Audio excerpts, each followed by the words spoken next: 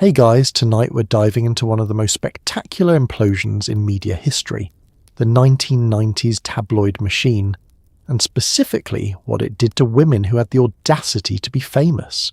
Not just famous, interesting. Because the tabloids of the 90s didn't just report on celebrity women, they hunted them. They built them up like gingerbread houses, admired the architecture for about 6 minutes, and then burned the whole thing down while selling photographs of the fire. So before you get comfortable, take a moment to like the video and subscribe, but only if you genuinely enjoy what I do here. And a very sincere thank you to the viewer who suggested this topic. You already know who you are, and honestly, your timing is impeccable. Comments like yours are what keep this channel going, so please keep them coming, and if you haven't already, you can find us on Spotify now. Link is in the description, in case you'd rather listen while you drift off somewhere more comfortable than a screen. Now, dim those lights, maybe turn on a fan, pull whatever blanket you have into your most optimal arrangement, and settle in. Let's pause for a second because there are some questions worth sitting with tonight. Have you ever wondered what it actually felt like to be a famous woman in 1994?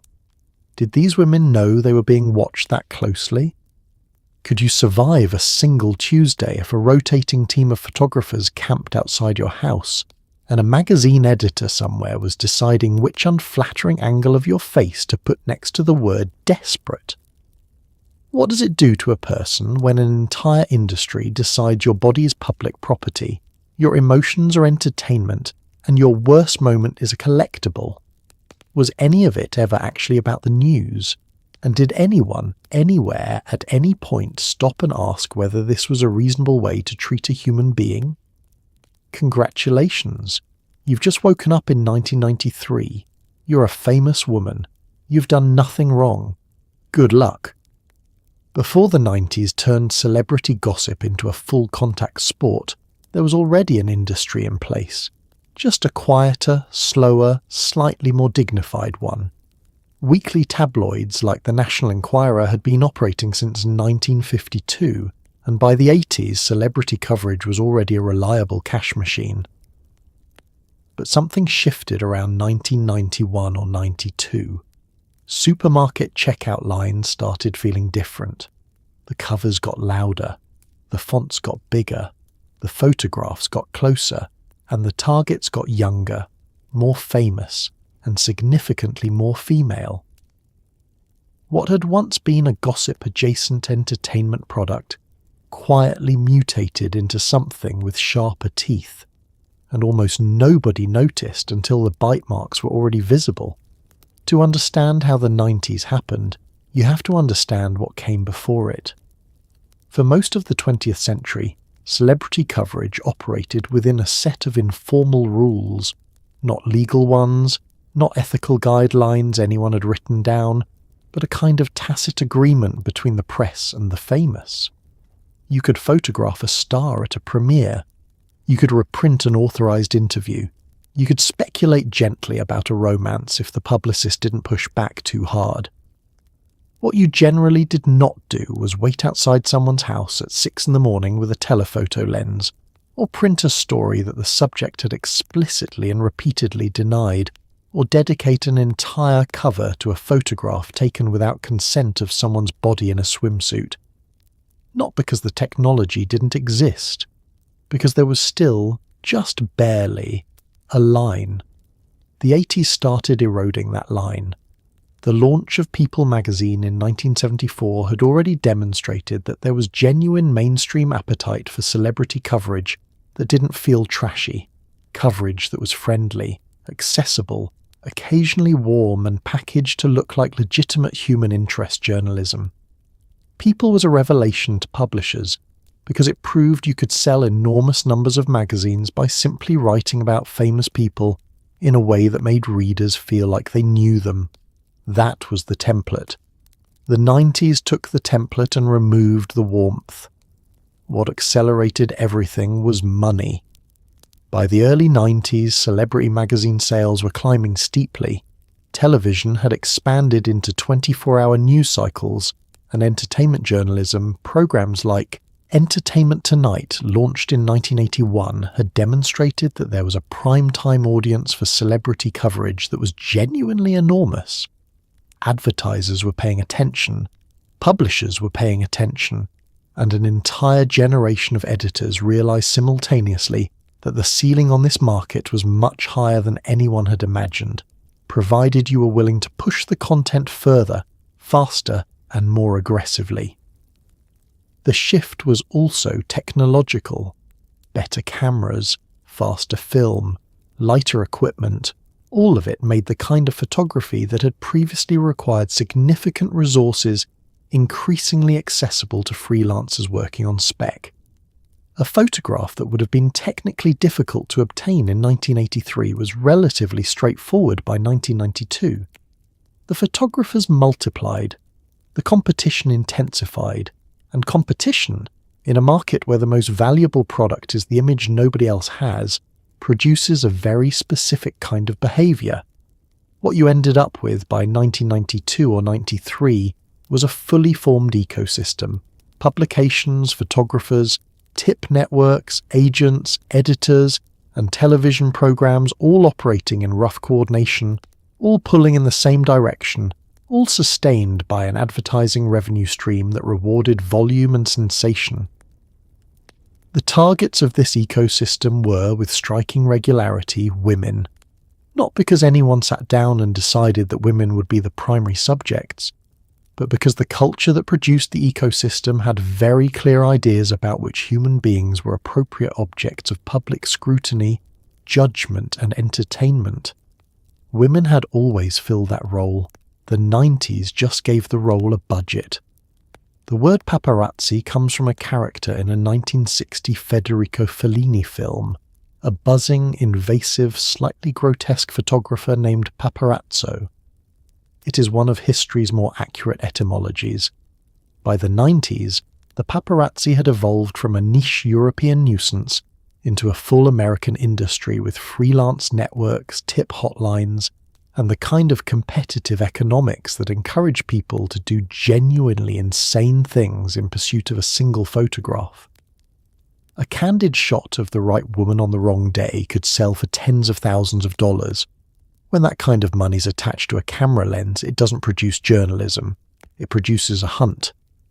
And the women at the centre of it had no idea just how organised the hunters had become. The early paparazzi worked largely alone, or in small loose groups. They stationed themselves outside known celebrity haunts, restaurants in Los Angeles, nightclubs in New York, the back exits of television studios, and waited. Waiting was most of the job. Hours and hours of standing on public sidewalks, drinking bad coffee, watching doors.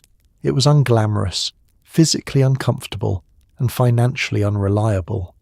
Most of the time, you got nothing. Occasionally you got something you could sell to a wire service for a modest fee. Rarely you got something spectacular. The spectacular photographs were the ones that made the math work. A single image, at the right moment, of the right subject, could cover weeks of fruitless waiting.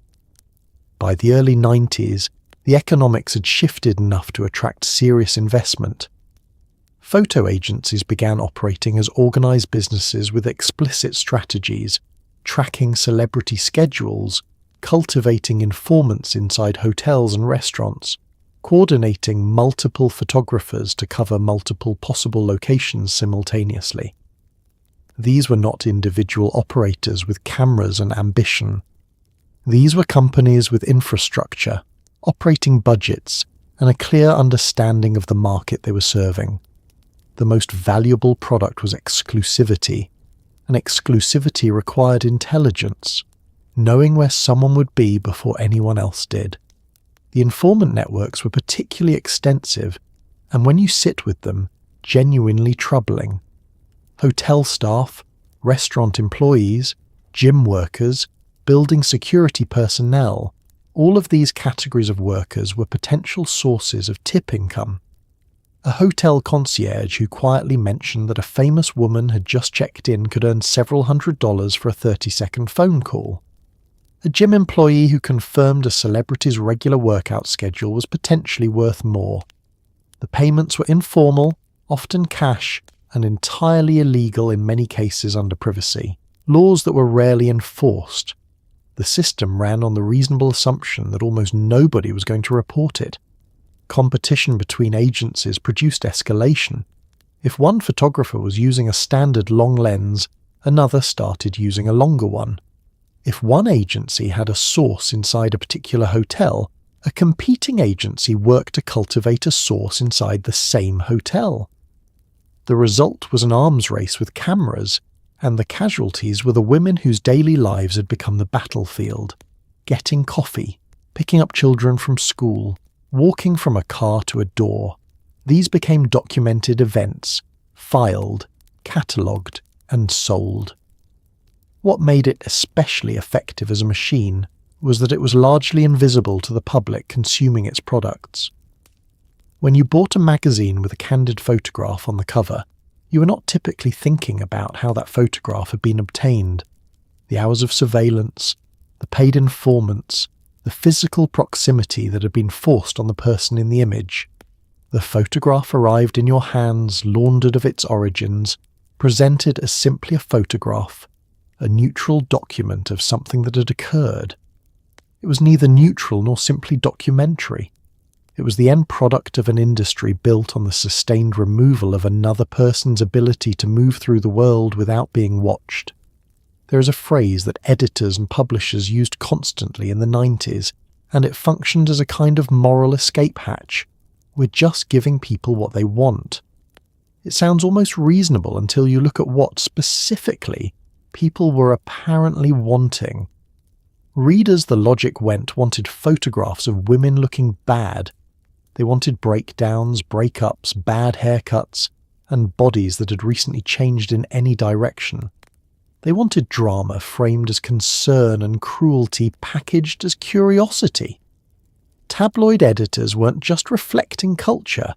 They were actively constructing a market for a very specific kind of product, and then pointing at the sales figures as proof that the product was necessary. It was circular logic dressed in a printing press. Here is how it worked in practice. An editor at a weekly celebrity publication would look at the previous week's sales figures. Certain covers had sold well. Certain covers had not. The covers that sold best consistently, reliably, week after week, were the ones with a famous woman on the front and a headline suggesting something had gone wrong for her.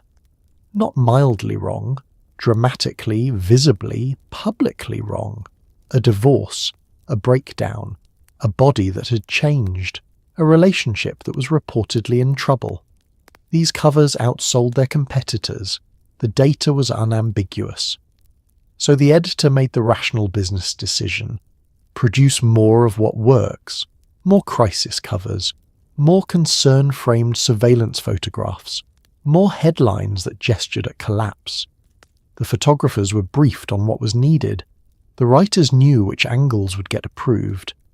The art directors knew which images, the unflattering ones, the unguarded ones, the ones that told a story of someone struggling, would end up on the front. The whole apparatus oriented itself toward a specific product, and that product was a specific kind of female suffering, packaged for consumption. The thing that the "we're just giving people what they want" argument conveniently obscures is the degree to which want is manufactured. Readers in the 90s had not independently developed a preference for celebrity crisis content out of nowhere. They had been trained. Years of covers, years of stories, years of entertainment news segments had slowly calibrated what felt normal to expect from celebrity coverage, what it looked like, what it felt like to consume it, what kind of emotional response it was supposed to produce.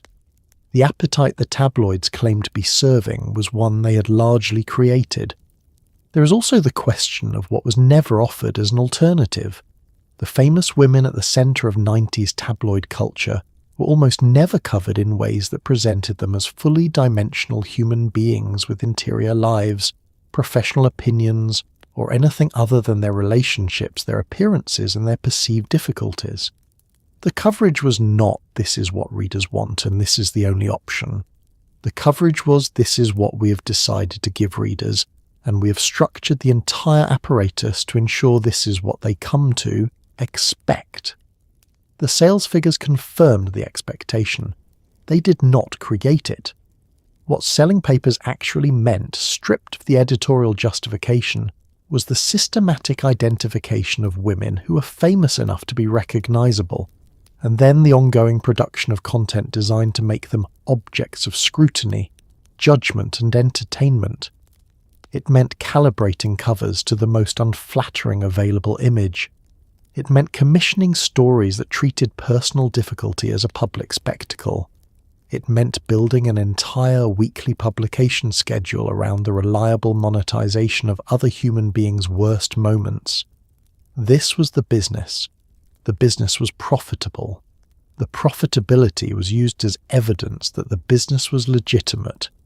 Round and round it went, and the women at the center of it paid the cost of every revolution.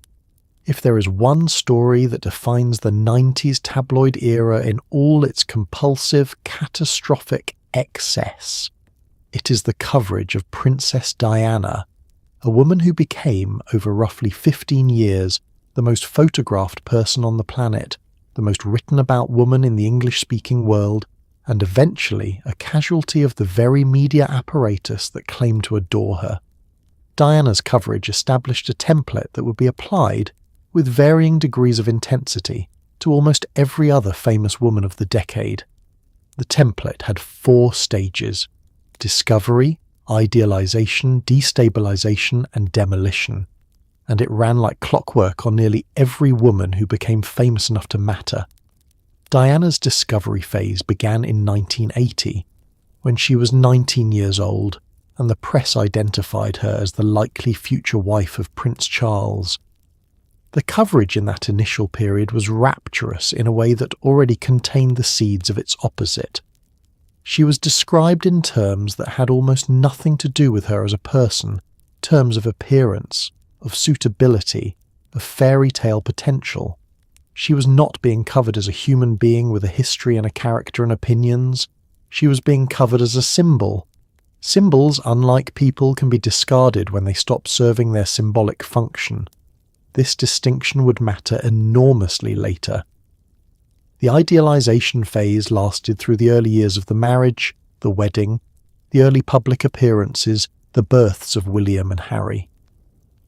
The coverage during this period was relentlessly warm, relentlessly flattering, and built almost entirely around a narrative of radiant perfection.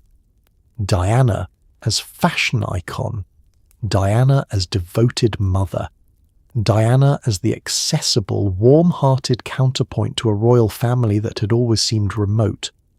The press constructed this version of her with great enthusiasm, and the public consumed it with corresponding appetite.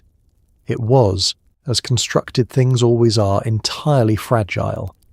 Destabilization began roughly in the mid-80s, as rumours of marital difficulty began circulating in the press. The tabloids that had spent years celebrating the fairy tale now discovered that the fairy tale's difficulties were, if anything, more commercially valuable than its happiness had been. The formula inverted, but the machinery stayed the same. Stories about coldness, distance, and incompatibility sold as well as stories about romance had. Better in some cases.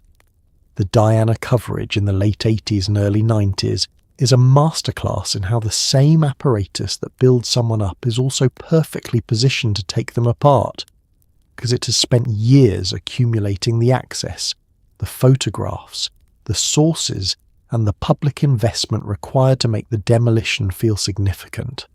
By the early 90s, with the marriage deteriorating publicly, and both parties briefing the press through intermediaries, the coverage had entered a phase of extraordinary intensity and cruelty.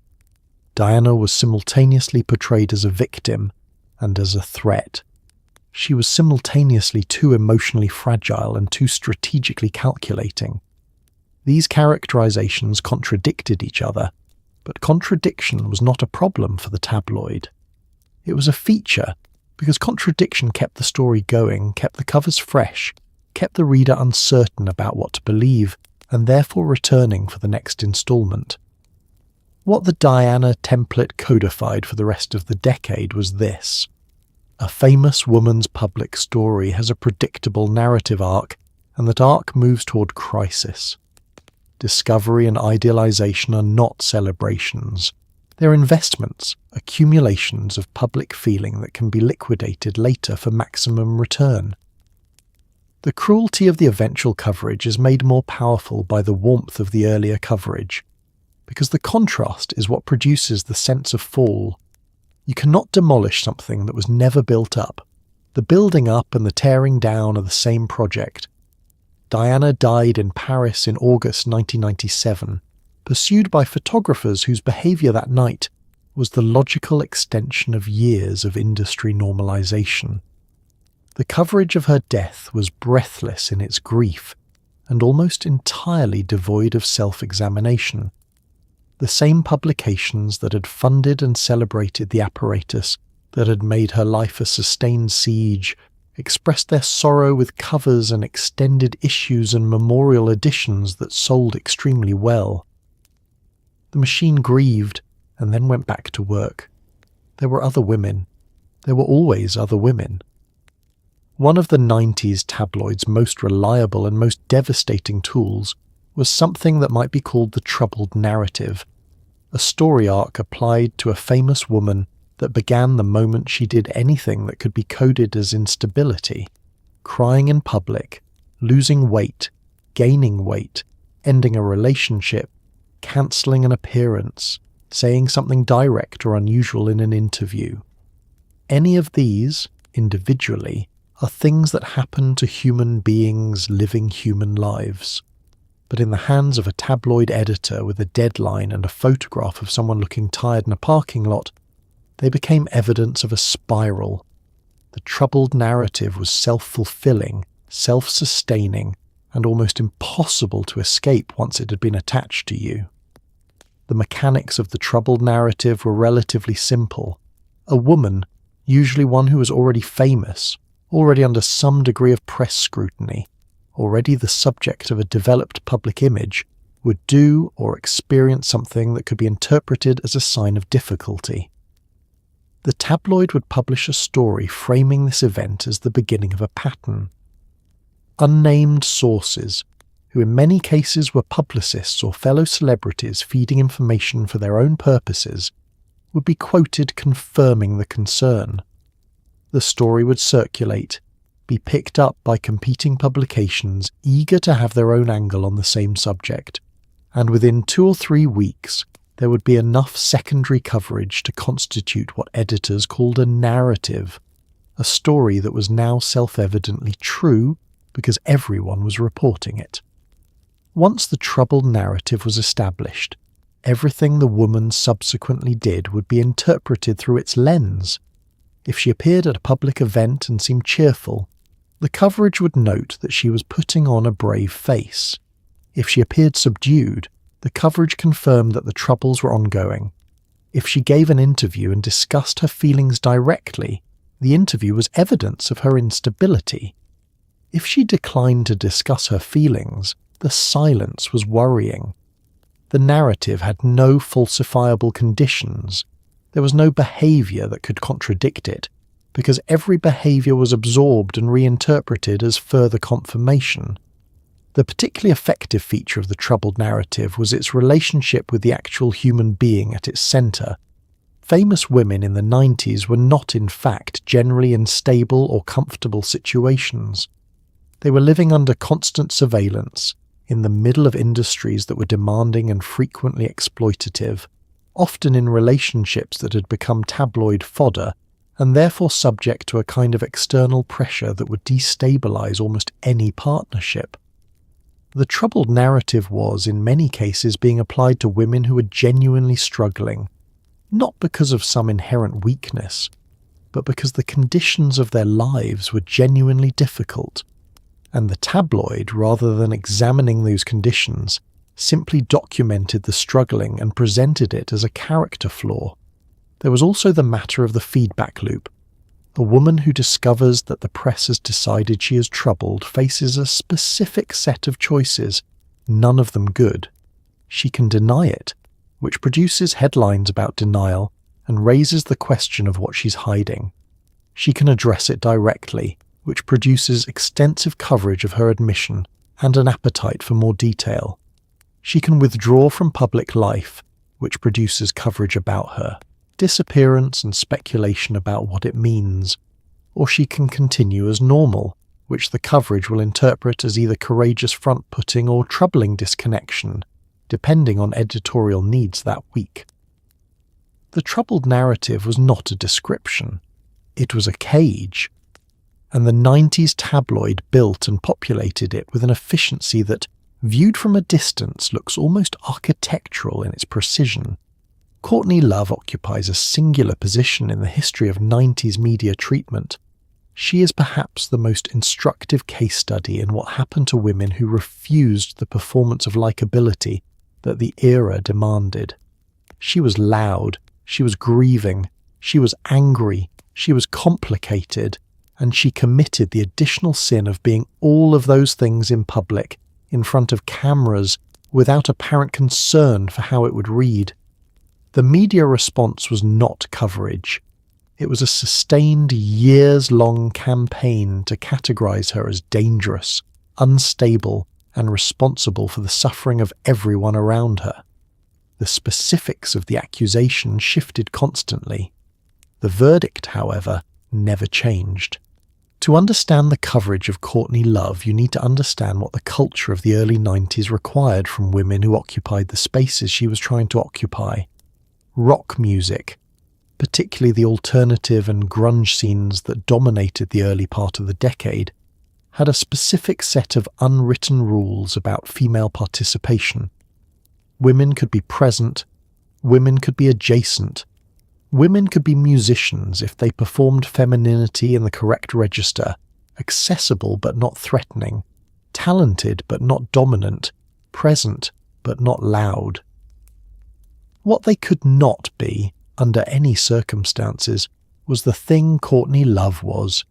A genuinely confrontational performer with a public persona built on aggression, vulnerability, and a complete refusal to make herself easy to dismiss. The press found her difficult from the beginning. The coverage of her marriage to Kurt Cobain in 1992 was already operating in the register of barely concealed hostility. She was characterized as an opportunist, a manipulator, a force of instability in the life of a man the press had decided was important and fragile. The characterizations were almost entirely unsubstantiated. They were, however, extremely durable. Once established as the narrative framework for who Courtney Love was, they proved effectively resistant to any evidence that complicated them.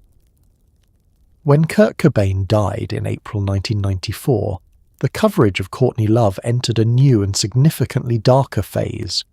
Rather than treating her as a widow, the press largely treated her as a suspect, not in any formal legal sense, but in the sense of implication, of tone, of the questions that were asked and the framing that surrounded them. She was not permitted to grieve in a way that would be recognized as normal. Her grief was too loud, too angry, too public, too her. Every expression of her pain was filtered through a framework that had already decided she was fundamentally untrustworthy. The result was coverage that was not just cold, it was actively punishing. What made the Courtney Love coverage instructive rather than simply cruel was what it revealed about the specific features of femininity that the culture would and would not tolerate in famous women. Anger was not permitted, directness was not permitted. Complexity, the kind of personality that does not resolve into a single legible type, was not permitted. Women who were easy to categorize as victims received a particular kind of sympathetic coverage. Women who were easy to categorize as villains received a particular kind of hostile coverage.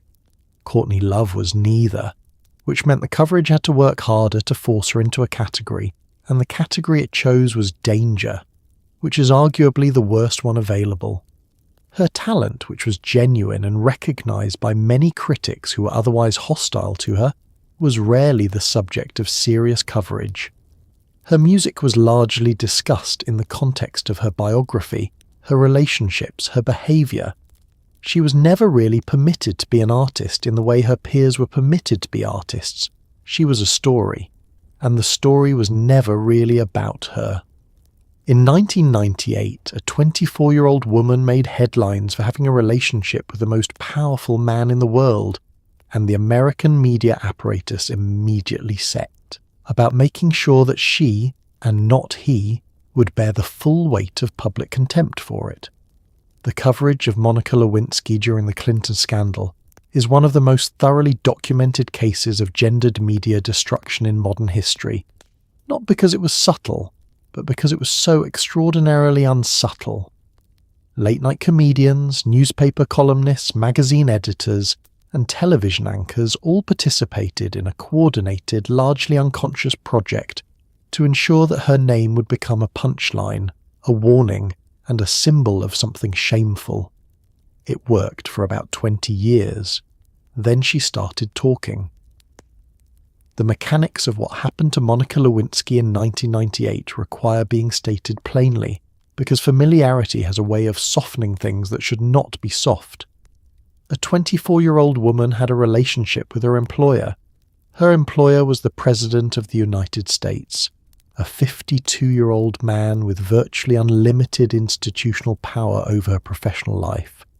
The relationship was conducted in secrecy, terminated at his discretion, and then exposed without her consent through the actions of a federal independent counsel operating with a budget and subpoena power. She had no legal representation initially, was subjected to hours of questioning without counsel, and had no meaningful ability to shape the story that was being told about her. None of this framing, the power differential, the coercion, the institutional betrayal, was the story the media decided to tell.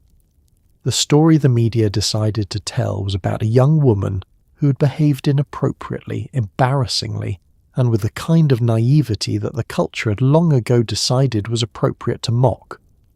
Late-night hosts made jokes about her appearance, her weight, her relationship to the president, and her apparent stupidity in ways that accumulated across months of daily programming into something that constituted, by any reasonable measure, a sustained public humiliation campaign.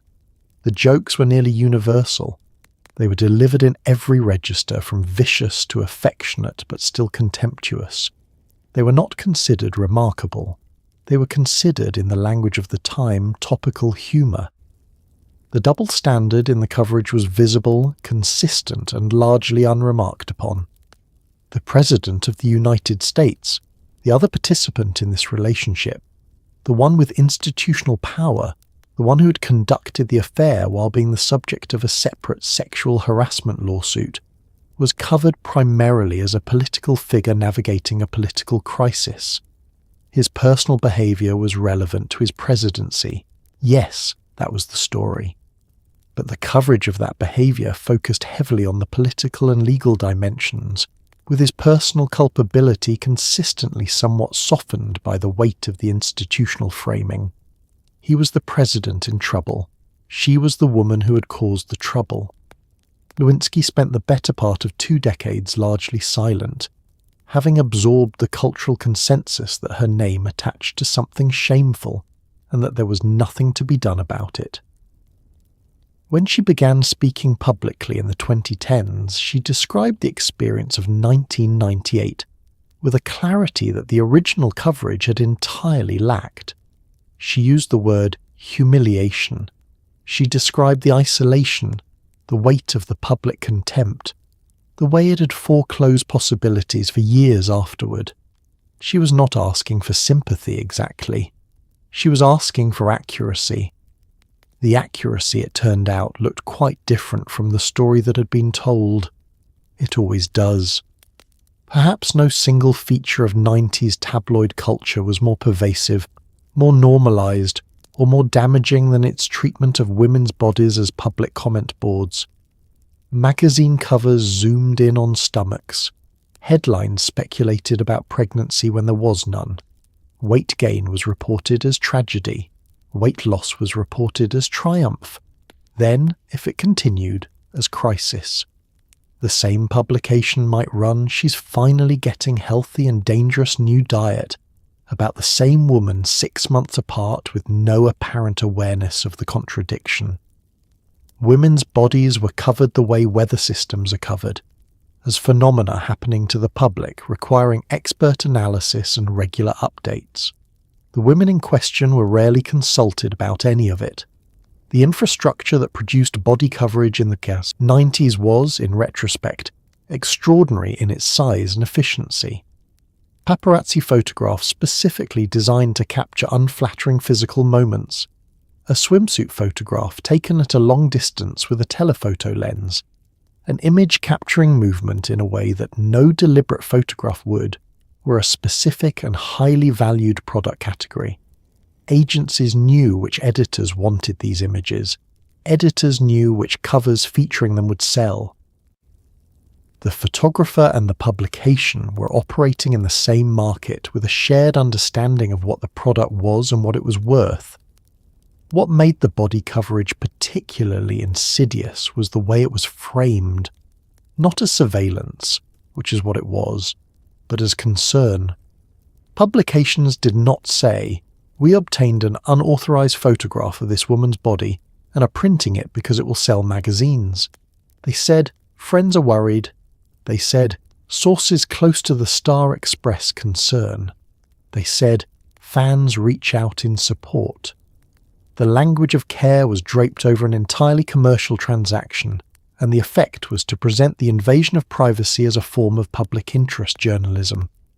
This framing was extraordinarily effective because it put the subject of the coverage in an impossible position. How do you object to being cared for? The effects of this coverage on the women subjected to it were measurable and serious. Eating disorders were documented among multiple celebrities of the era. In circumstances where it is not unreasonable to draw a direct line between the sustained media commentary on their bodies and the development of their relationship with food and weight.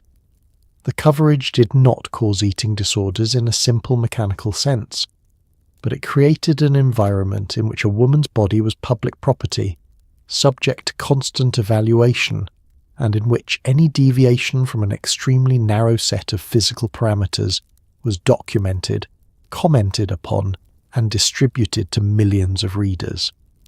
If you designed a system specifically to produce disordered eating in a population of women, it would look a great deal like the 90s celebrity body coverage apparatus.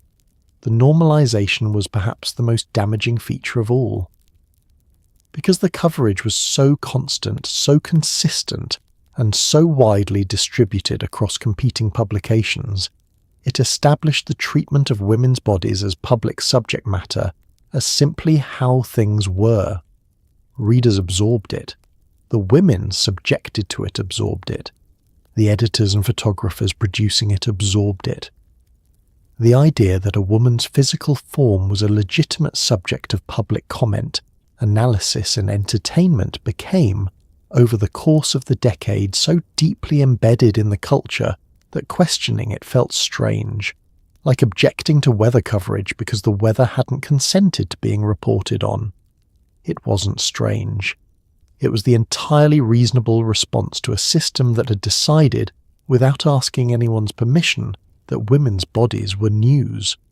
The 1994 media coverage of Tonya Harding following the attack on Nancy Kerrigan is often discussed as a story about crime, or about rivalry, or about figure skating's long-standing tension between athleticism and presentation. What it was, at its core, was a story about class, and about how quickly the media will weaponize social origin against a woman who stops performing the correct kind of femininity. Harding had always been an uncomfortable figure for a sport that prized delicacy and affluence. She was powerful, working class, trained in a rink in Portland, and she skated to Much Too Much by ZZ Top. the media had never quite known what to do with her.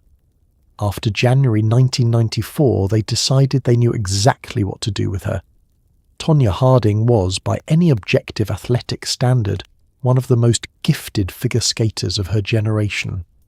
She was the first American woman to complete a triple axel in competition, a technical achievement that her peers and successors would spend years attempting to match. She was fast, powerful, and aggressive in her technique, in ways that were genuinely unusual for women's figure skating at the elite level. These qualities, which would have been straightforwardly celebrated in almost any other athletic context, were a consistent source of unease in a sport whose judging criteria included presentation, artistry, and a set of aesthetic preferences that mapped, with uncomfortable precision, onto the class and cultural markers of the women who typically dominated it. Nancy Kerrigan, her rival, was everything the figure skating establishment was comfortable celebrating. She was elegant, slender, trained by a respected coach, dressed in professionally designed costumes, and presented herself with a kind of polished, approximated, upper-middle-class femininity that the sports judges and media apparatus recognized and rewarded. She was not a better skater than Harding on the technical dimension. She was a more legible one, more easily categorized as the kind of woman who was supposed to win. When the attack on Kerrigan was revealed to involve people connected to Harding, the media coverage did not proceed as a crime story in which a young woman's possible knowledge of an attack on a competitor was carefully and fairly examined. It proceeded as a confirmation. Harding's guilt was assumed, elaborated, and distributed before any legal proceedings had established anything. Her working-class background, the trailer parks, the difficult family history, the mother who was reported to be complicated and difficult, was treated as explanatory context for a moral conclusion that had already been reached. She was that kind of person. This was the kind of thing that kind of person did.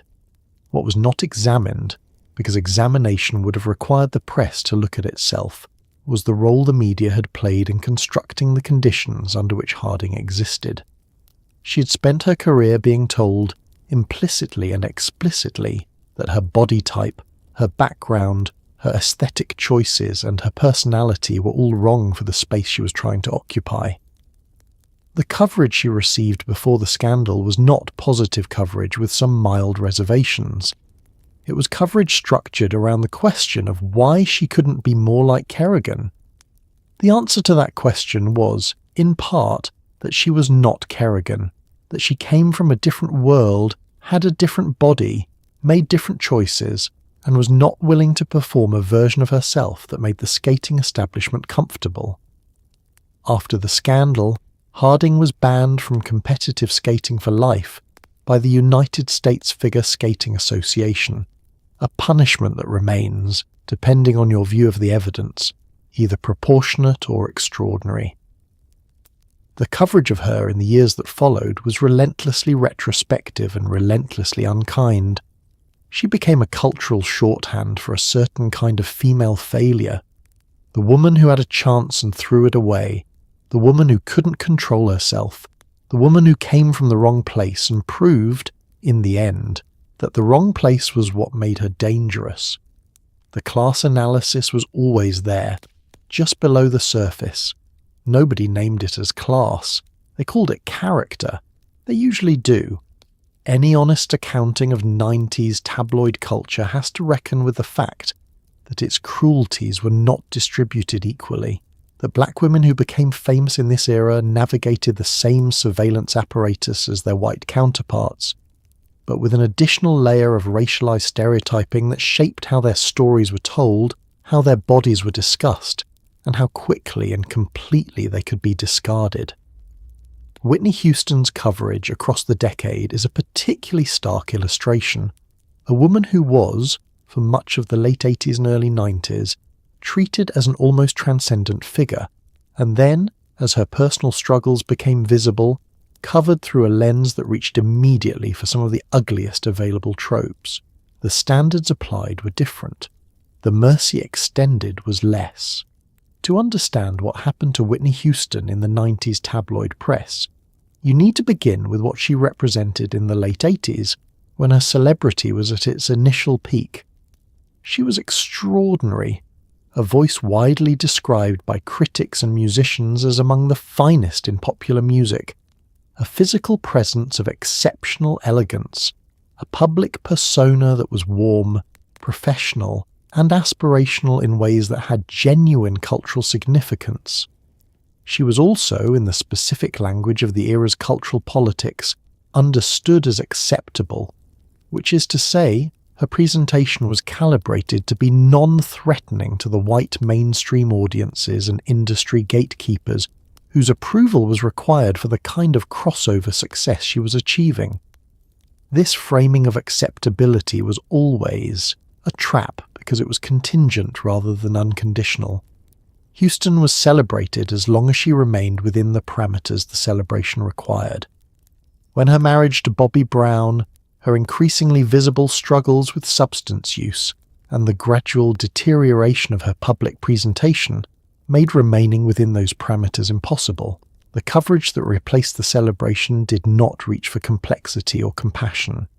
It reached for a set of stereotypes about black women and addiction, black women and relationships, black women and the squandering of talent, that had very long cultural roots and were readily available to any editor looking for a framework that didn't require much original thinking. The specific cruelty of this dynamic was in the contrast. The same publications that had spent years publishing adoring coverage of Houston as proof that a black woman could achieve this level of mainstream recognition were now publishing coverage of her decline in terms that seemed designed to confirm very different cultural narratives. The fall was made more spectacular by the height of the idealization, and the idealization had never been unconditional. It had always been a celebration of a specific performance of self that, once it became unsustainable, was replaced with something much uglier. This pattern, intense idealization followed by racialized demolition, was not unique to Houston. Other black women who achieved high levels of celebrity in the 90s navigated versions of the same dynamic, though the specifics varied. The broader point is that the tabloid apparatus of the 90s did not apply its cruelties evenly. The most vulnerable subjects were those whose fame was built on performing a specific kind of acceptability, because their falls from that performance could be framed using cultural frameworks that had been available for a very long time and required very little effort to deploy. The machine was not equally cruel to all of its subjects. It was most efficient with the ones the culture had already given it the most tools to destroy. In the 90s, the magazine cover was the most powerful piece of real estate in popular culture, more influential than a television appearance, more lasting than a news cycle, more visible than almost anything else a publication could produce. Editors knew this, art directors knew this, and the cover, for famous women, became a site of extraordinary symbolic violence dressed in glossy paper. The choice of photograph, the accompanying headline, the font size of the pull quote, all of it communicated something about how the woman in question was to be understood, categorized, and valued. A cover could make someone. It could also just as efficiently unmake her.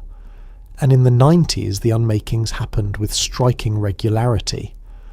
The magazine cover in the 90s occupied a specific cultural position that is difficult to fully recreate in the imagination of anyone who came of age after the internet redistributed attention across thousands of simultaneous surfaces. Before that redistribution, the cover of a major weekly or monthly publication was seen by millions of people.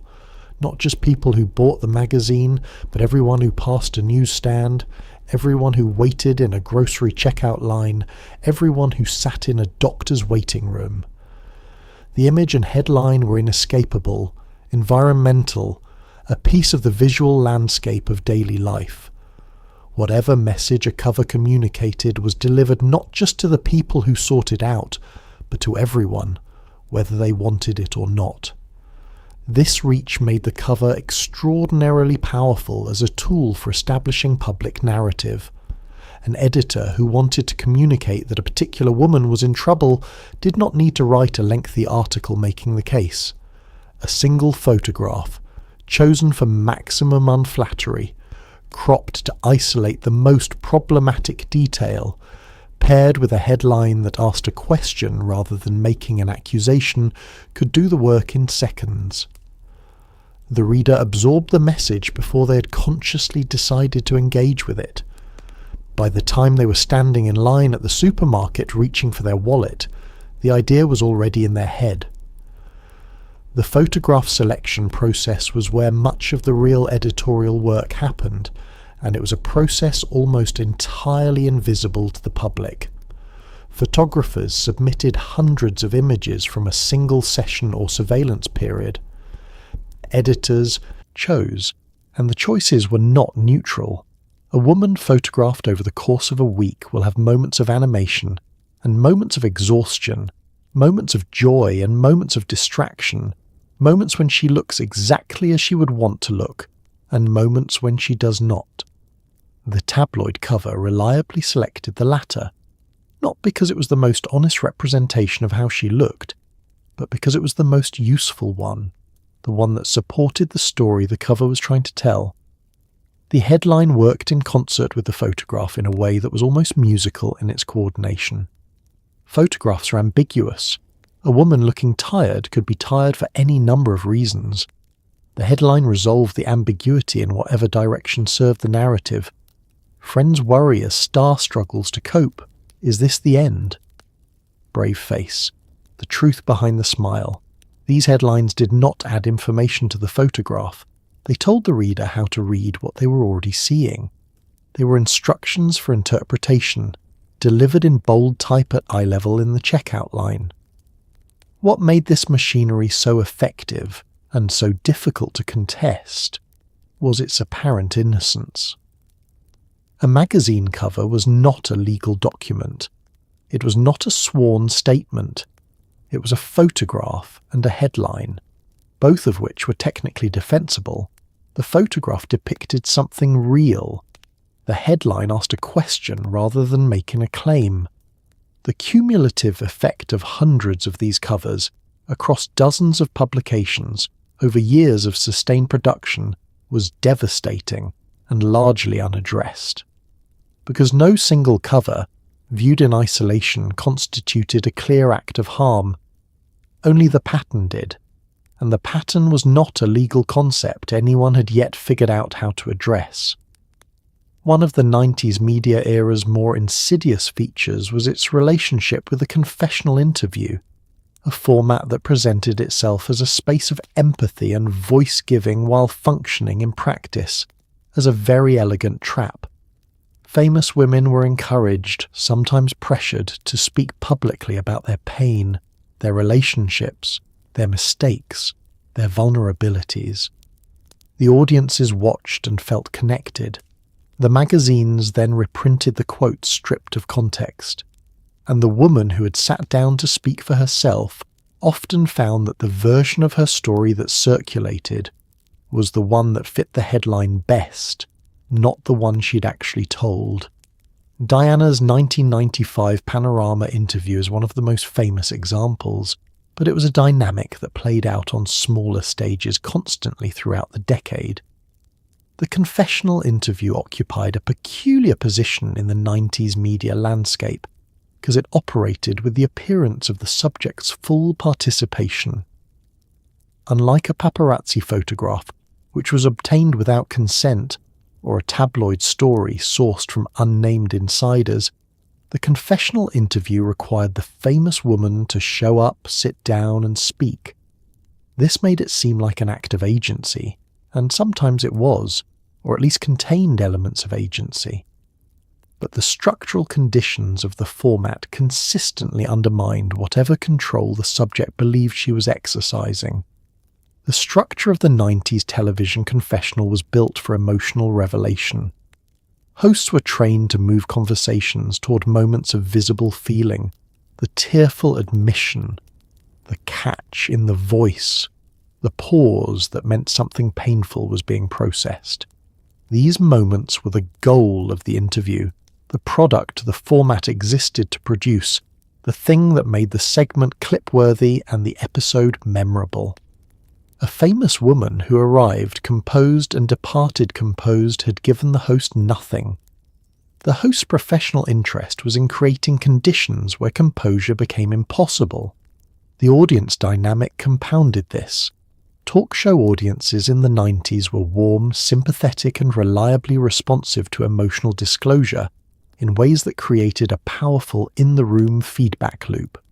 A famous woman who spoke honestly about suffering received immediate audible sympathy, applause, murmurs of recognition, the feeling of being understood. This feedback encouraged further disclosure. The woman in the chair frequently experienced the interview as a moment of genuine connection, of finally being heard, of speaking her truth to an audience that received it with compassion. What she often did not fully anticipate was what happened after. The cameras stopped. The reprinting problem was almost universal. A 30-minute interview in which a woman spoke with nuance and context about a complicated personal situation would be reduced, in subsequent press coverage, to the 2 or 3 sentences most easily detached from their surroundings. Taken out of context, those sentences told a different story, often simpler, often more damaging, often closer to the tabloid narrative that had preceded the interview than to what the woman had actually said. She had spoken for herself. The speaking had been processed by the machine and returned to the public in a form she no longer recognized. Diana's Panorama interview is instructive precisely because it was one of the more deliberate, strategically planned confessional interviews of the decade. She had prepared extensively. She knew what she wanted to say. She had chosen a sympathetic interviewer. And still, the coverage of the interview diverged significantly from the interview itself. The lines that circulated endlessly, there were 3 of us in this marriage, were extracted and replicated until they existed independently of the conversation that had produced them. Diana had spoken. The machine had heard something slightly different. It usually did. If the 90s tabloid needed a single blunt instrument, a word that could end a woman's credibility, reframe all her behavior as evidence of disorder, and give the public permission to stop taking her seriously, it had one. Crazy. The word appeared constantly, in headlines, in captions, in the offhand commentary of entertainment news anchors. It was applied to women who expressed anger, women who made unconventional choices, women who refused to cooperate with the press, women who visibly struggled, and women who had the temerity to insist on their own version of events. Crazy was not a medical observation. It was a rhetorical device for delegitimizing whoever it was attached to, and in the 90s, it was attached to women at a rate that now reads as diagnostic of something in the culture rather than in the women. The deployment of crazy as a media tool had a long history before the 90s, but the decade gave it new reach and new efficiency. The expansion of entertainment news into television, the proliferation of programs dedicated to celebrity coverage in formats that encouraged quick, catchy characterization over careful analysis, created a distribution system for the label that had not previously existed at that scale. An anchor delivering a 20-second segment about a famous woman's recent behavior did not have time for nuance. She had time for a word. And the word that the culture had preloaded with meaning, that the audience would recognize and absorb without requiring elaboration, was crazy. What made the label so effective as a silencing mechanism was its relationship to credibility. A woman characterized as crazy was, by definition, not a reliable narrator of her own experience. Her account of events could be dismissed. Her objections to her coverage could be attributed to her instability.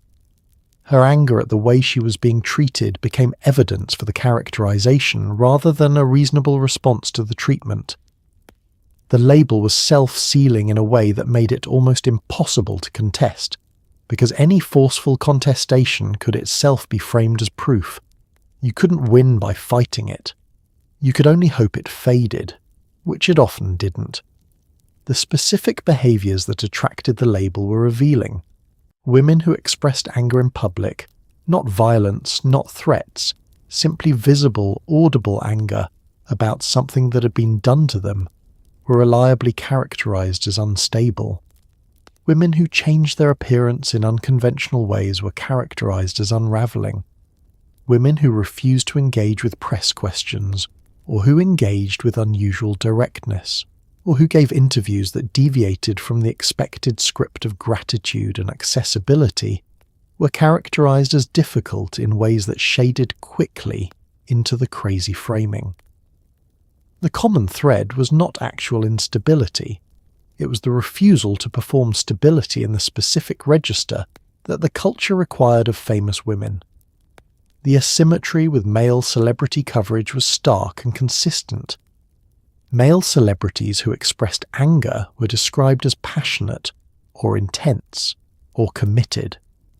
Male celebrities who made unconventional choices were described as eccentric, or artistic, or brilliantly unpredictable. The same behaviours that produced the crazy label when performed by women produced admiration, or at least tolerance, when performed by men. This double standard was so consistent across the decade that it operated as a structural feature of the coverage rather than a series of individual editorial decisions. It was not that each editor decided to apply different standards. It was that the culture had built the different standards into the framework, and the editors were simply operating within it. The damage done by the label was real and lasting. Women who had been characterised as crazy in the 90s found the characterisation attached to their names in ways that persisted for years, in search results, in retrospective coverage, in the cultural memory that formed around their public personas. It became part of how they were known, and because it was part of how they were known, it shaped how their subsequent work, statements, and behaviour were received. The label, once applied, required no maintenance. It ran on its own. Behind the visible cruelty of tabloid coverage, there was also a quieter, more transactional layer of the celebrity media relationship, the exclusive interview, the negotiated access, the publicist-approved profile that was supposed to give a famous woman some control over her own narrative. It rarely worked the way it was supposed to. The mechanics were essentially this. A woman, usually in the middle of some kind of public difficulty, would agree to sit for a major interview in exchange for a level of editorial control that turned out, in practice, to be mostly illusory. The resulting piece would be warm for the first 2/3, then introduce the complicating detail that the publication had been holding in reserve the entire time. The woman had cooperated, the machine had gotten what it needed, and the terms of the exchange, when examined afterward, were almost always more favourable to the publication. The exclusive interview existed at the intersection of two sets of interests that were fundamentally incompatible but managed, through elaborate mutual pretense, to operate in apparent cooperation. The famous woman wanted a controlled space in which to speak about herself on her own terms, correct damaging narratives, and present a version of herself that was more complex than the tabloid coverage had allowed. The publication wanted access, photographs, quotes, and, most importantly, something the editors called revelations, moments in which the subject said something that advanced the narrative, provided new material for the next cycle of coverage, or confirmed what the tabloid had been implying all along. The negotiation between publicists and editors was elaborate and frequently adversarial. Publicists would submit lists of forbidden topics, the divorce, the substance use, the difficult childhood, whatever the current sensitive subject was. Editors would agree to these restrictions in writing, while simultaneously briefing their journalists on which restricted topics to approach sideways. through adjacent questions, through the kind of empathetic conversational pressure that could produce a revelation without technically violating the agreed parameters. The publicist was protecting her client. The journalist was doing her job. The result was a kind of elaborate chess match in which the pieces were a real human being's privacy and emotional stability. Even when the interview itself went well, when the journalist was genuinely sympathetic, when the conversation produced something the subject felt good about, when the piece as written was reasonably fair, the publication retained control over everything that happened after filing.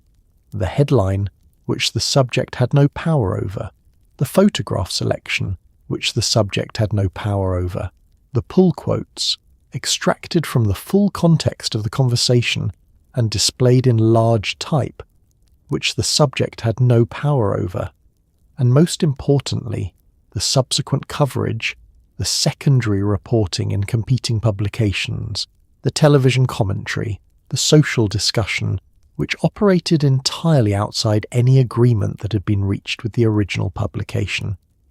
The subject had negotiated with one outlet. She had not negotiated with the culture. The exclusivity element of the arrangement was itself a form of leverage that worked primarily in the publication's favour. A famous woman who gave an exclusive interview had agreed, explicitly or implicitly, not to speak to competing publications about the same subjects for a defined period. This meant that if the piece was unfair, damaging, or simply not what she had understood she was agreeing to, she had no immediate recourse, no competing version of the story she could quickly offer elsewhere. She had traded her only available leverage, her access, her participation, in exchange for control she turned out not to have. It was a deal that looked reasonable from a distance and significantly less so up close.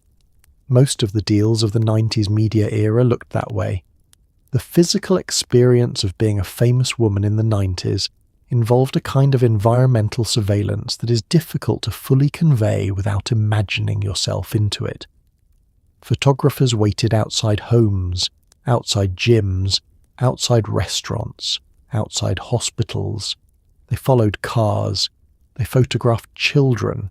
They used telephoto lenses to capture moments that were by any reasonable definition private. The legal framework governing this was almost non-existent. In the United States particularly, there were essentially no laws that prevented a photographer on public property from documenting anything they could see, including, as it turned out, a great deal. The women at the centre of this understood they were being watched constantly. What many of them didn't fully understand until later was that the watching was organised, competitive, and profitable enough to be essentially permanent. The geography of surveillance in the 90s was mapped around the daily routines of specific women. Los Angeles, where much of the American celebrity industry was concentrated, became an environment in which certain streets, certain restaurants, certain gyms, certain children's schools were staked out with the regularity of a shift schedule.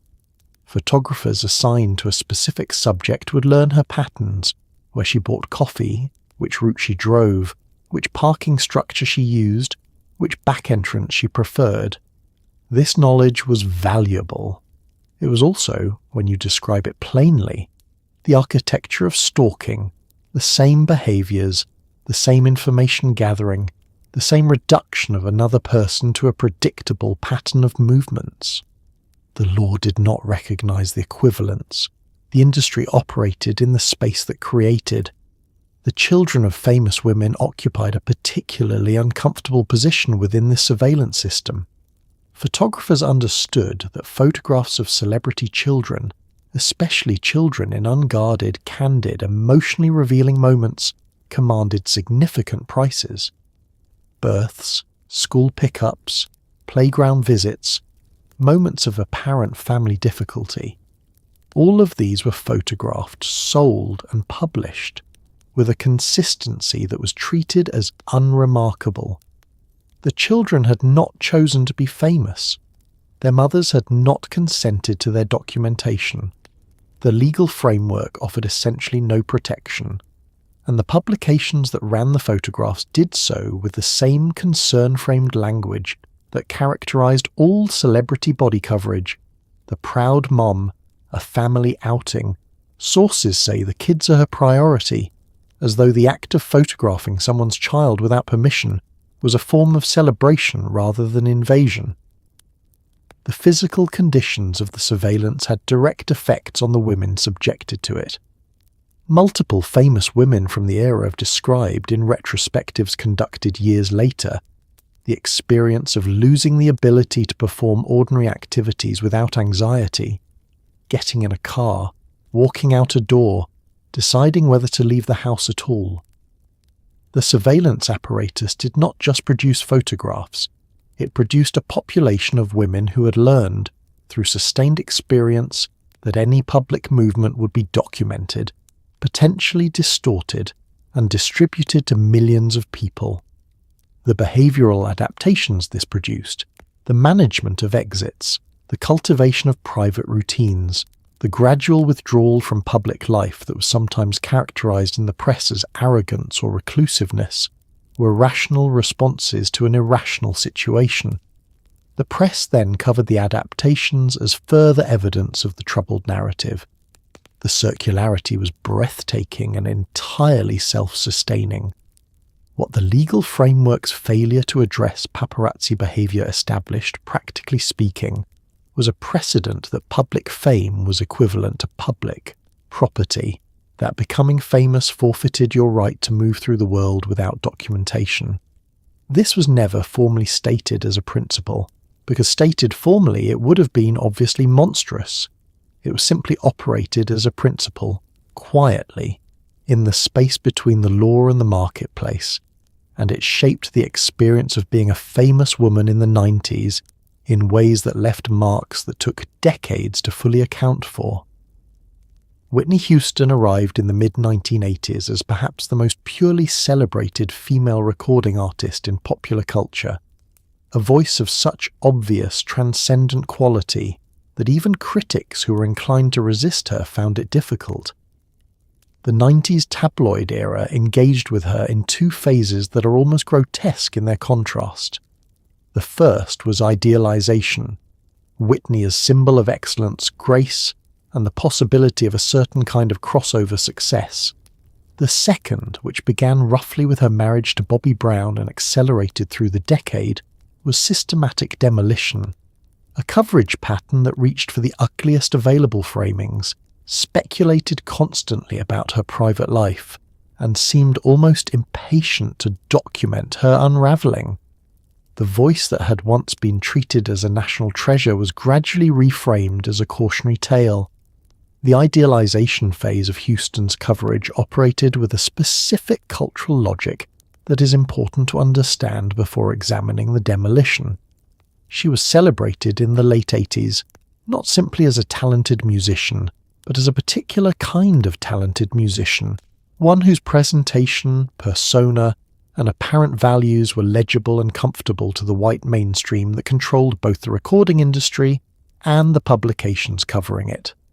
Her voice was extraordinary by any measure, but the packaging that surrounded the voice, the elegance, the apparent wholesomeness, the Christian inflection in her public persona, the beauty that operated within recognizable mainstream parameters, was what made her crossover success possible, and what the celebratory coverage was actually celebrating.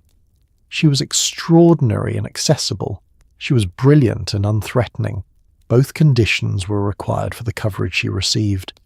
The marriage to Bobby Brown in 1992 introduced a variable the coverage apparatus did not know how to process without reaching for stereotype. Brown was a different kind of black celebrity, louder, more confrontational in his public persona, operating in genres and cultural spaces that were coded very differently than Houston's carefully constructed crossover profile.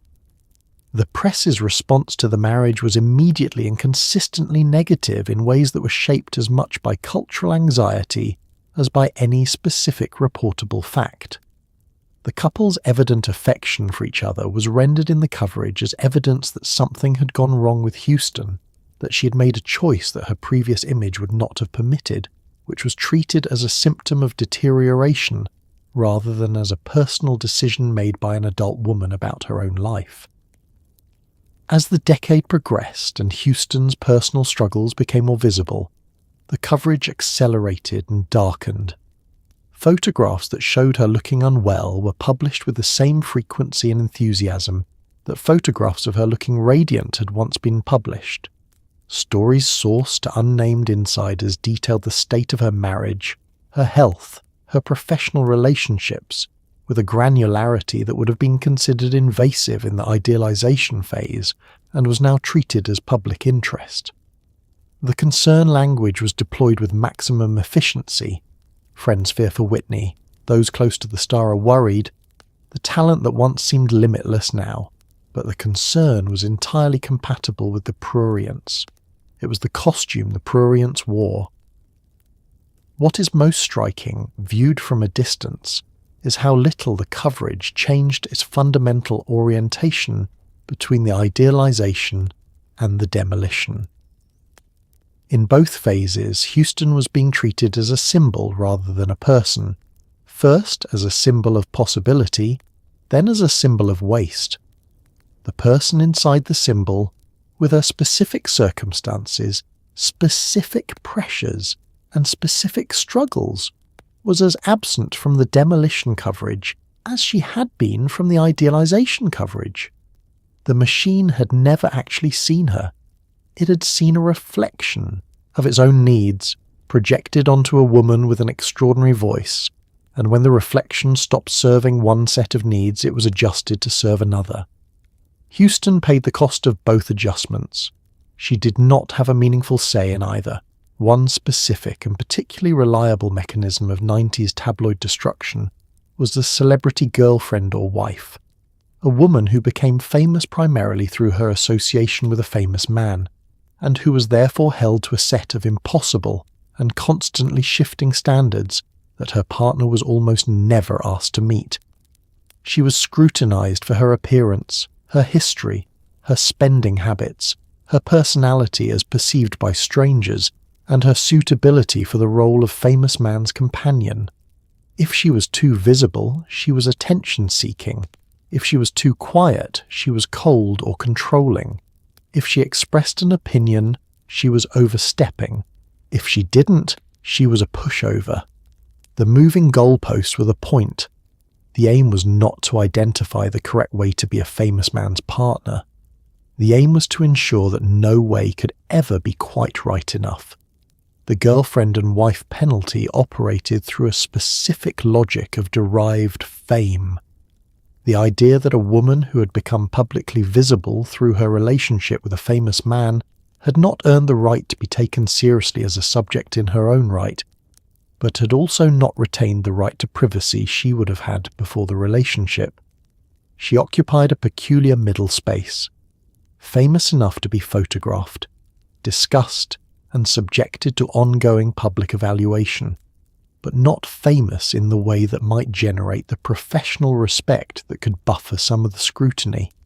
She was, in the language the tabloids never quite used but always implied, along for the ride, and along for the ride meant available for judgment.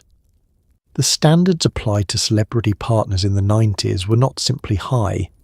They were incoherent, deliberately calibrated so that compliance was impossible, because incoherence served the coverage machine better than any achievable standard could.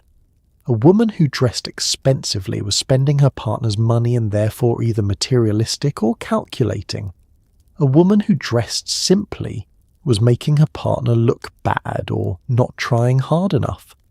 A woman who stayed in the background during public appearances was cold or insecure. A woman who was visible and engaged was upstaging and competitive. The contradictions were not editorial oversights. They were the product. Incoherent standards generate permanent material because the subject can never satisfy all of them simultaneously, and therefore always provide something to write about. The question of the famous man's behaviour during all of this is instructive precisely because it was so consistently not asked. Male celebrities in committed relationships were not subjected to equivalent scrutiny of their suitability as partners. Their spending, their personalities, their histories, their relationships with their partners' families, these were not regular subjects of tabloid coverage in the way their partners' equivalents were. When male celebrities behaved badly within relationships, the coverage frequently found ways to distribute responsibility toward the woman. She had provoked it. She had failed to manage it. The relationship had been troubled before the specific incident. Her needs were unreasonable. The asymmetry was not occasional. It was structural. The effect on the women subjected to this penalty was a specific and particular kind of public existence, one in which their identity was always defined in relation to someone else, in which their own achievements, perspectives, and characteristics were perpetually secondary to their function as a famous man's companion, and in which they could not exit the scrutiny without exiting the relationship. Some of them became famous enough in their own right to partially reframe their public identity. Most did not. Most remained, in the cultural memory of the era, primarily the girlfriend of, or the wife of, or the ex-wife of, a preposition and a famous man's name, with a woman somewhere in the middle who never quite managed to be her own noun. Britney Spears entered the public eye in 1998 at the age of 16, and the media's handling of her from the very beginning was a study in the particular discomfort the culture had with young women who were simultaneously constructed as sexual objects and expected to embody childhood innocence. The tension was built into the machinery from day one. A teenager in a school uniform, a marketing campaign built around a very specific kind of ambiguity, and the media did not resolve this tension so much as amplify it constantly, for years, in every direction at once. The scrutiny she received as a minor for her body and her perceived sexuality was extraordinary and almost entirely unremarked upon at the time. What was being done to her was not considered the story. She was. The marketing of Britney Spears was not accidental. The school uniform imagery of the Baby One More Time video, the choreography, the styling, all of it was constructed by a team of adults making deliberate commercial decisions about how to present a 16-year-old girl to a mainstream audience. The result was a visual product specifically designed to create the kind of tension between youth and sexuality that the culture found simultaneously appealing and troubling. This construction was commercially successful beyond almost anyone's initial projections. The album sold in numbers that exceeded expectations at every level of the industry. The video was played constantly. The image was everywhere. What the media did with that image was revealing.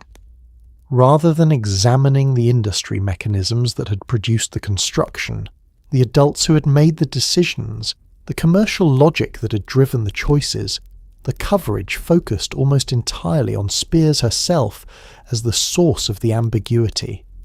She was the object of public discussion about her body, her sexuality, and her apparent intentions at the age of 16, in ways that were treated as natural responses to her public image, rather than as a set of choices being made by adults about how to discuss a child. The question of whether it was appropriate to have this discussion at all about a teenager was not a prominent feature of the coverage. It was barely raised. The specific form of the coverage tracked a pattern that would intensify significantly in the years that followed. Interviewers asked her about her body directly, about whether she'd had cosmetic procedures, about her relationships, about her virginity. A question that was asked repeatedly by multiple interviewers and treated as a legitimate subject of public interest regarding a teenage girl. The questions were not considered intrusive, they were considered topical. She was a public figure who had presented herself in a certain way. The implicit logic went, and that presentation had generated legitimate public curiosity. The fact that the presentation had been constructed by adults for commercial purposes and that she was 16 did not significantly complicate the logic in the coverage of the time. What the Britney Spears case established, or more accurately confirmed at a scale large enough to be impossible to ignore in retrospect, was that the tabloid apparatus had no functional lower age limit for the application of its machinery to young women. The conditions that activated the machinery were not legal adulthood and autonomous public choice. They were fame and female. A 16-year-old girl who was famous and female was a legitimate subject for the same apparatus that processed adult women. The long-term consequences of subjecting a child to that apparatus, the surveillance, the body commentary, the sexuality discussion, the constant public evaluation were not considered. The machine did not consider consequences. It processed subjects and produced content. Age was not a variable it was designed to accommodate. One of the structural features of the 90s tabloid apparatus that made it so relentlessly effective was its capacity to recycle. A story once attached to a woman could be reprinted, repackaged, and resold indefinitely, not just across a single publication's run, but across years, across multiple outlets, across the cultural commentary that referenced the tabloid coverage without necessarily being tabloid itself. This meant that a single bad year, or a single bad week, or in some cases a single bad photograph, could follow a woman for the entire remainder of her public life. The recycled narrative was particularly efficient because it required no new information. A single seeding event could produce decades of derivative coverage, all of it feeling to the reader like fresh news. The mechanics of narrative recycling in the 90s operated through a publishing calendar logic that is important to understand. Weekly celebrity publications needed to fill covers and features every 7 days, 52 weeks a year, in a cultural environment where the supply of genuinely new celebrity stories was finite and the demand for content was not. This mismatch between supply and demand created structural pressure toward recycling, toward returning to established stories, established subjects, and established narrative frameworks that had already demonstrated their commercial viability. An editor who had run a successful Troubled Woman cover in March had a reasonable expectation that a similar cover in September would perform similarly. The same woman, the same narrative, a different photograph. The machinery ran on its own previous output. The recycling process was also accelerated by the way different publications related to each other's coverage. Celebrity gossip in the 90s operated within a shared narrative universe in which stories that appeared in one publication were picked up, referenced, extended, and elaborated by competing publications, creating a circulation of material that could sustain a single originating story through months of secondary coverage. A damaging story planted in one outlet would be referenced in 5 others within a week. The referencing publications didn't need to independently verify the original story, they were simply covering the coverage, reporting that other outlets are saying the thing the original outlet had said. The subject of the story had no meaningful way to interrupt this chain. A denial issued to one publication reached only that publication's readers and was frequently framed as further confirmation of the original story. What made the recycled narrative particularly difficult to escape was its relationship with the cultural memory being formed in real time around each famous woman. The tabloid coverage of the 90s was not ephemeral in the way its physical format, a weekly magazine discarded after reading might suggest. It was formative. It shaped, cumulatively and persistently, how a generation of readers understood specific women as public figures. By the time the decade ended, certain women had been associated with certain narratives for so long that the association had become definitional. The narrative was not attached to the woman. It had become her in the public imagination in a way that subsequent behaviour, achievements, or self-presentation struggled to dislodge.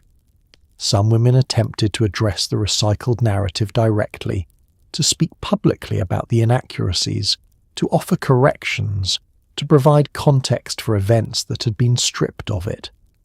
These attempts were, with few exceptions, absorbed by the machine and converted into further material. A correction became a breaking her silence story. An interview challenging the narrative became evidence that the narrative had struck a nerve. The apparatus was very good at converting opposition into product. There was almost no gesture of resistance that it couldn't reframe as confirmation. You couldn't outrun a story that ran faster than you did and fed on the chase. One of the more uncomfortable questions embedded in any honest examination of 90s tabloid culture is the degree to which women, as editors, as writers, as readers, participated in and sustained the machine. This is not a question designed to distribute blame more evenly, or to let the male executives and photographers off the hook for the infrastructure they built. It is a question about how cultural misogyny operates, specifically, how it gets internalized, turned into a set of aesthetic and moral preferences, and then enacted by the very people it most disadvantages. Women editors greenlit covers. Women writers submitted the think pieces. Women readers bought the magazines in numbers large enough to make the enterprise profitable. Understanding why requires taking seriously what the culture was offering women in exchange, the vicarious satisfaction of judgment in a world where women were almost never permitted to be the ones who judged. The presence of women in the editorial infrastructure of the 90s celebrity press was significant, and in some ways was used as a rhetorical defense of the content being produced. If the coverage were truly misogynistic, the argument went, women would not be making it. The women in the editorial chain, writing the pieces, editing the copy, selecting the photographs, approving the covers, were offered as proof that the coverage reflected not male hostility toward women, but something more universal, more organic, more genuinely rooted in what audiences of both genders actually wanted to see. This argument contained a deliberate misunderstanding of how internalized misogyny works that was convenient for the executives who made it. Women working in 90s celebrity journalism were operating within a professional environment shaped entirely by the commercial logic their employers had developed.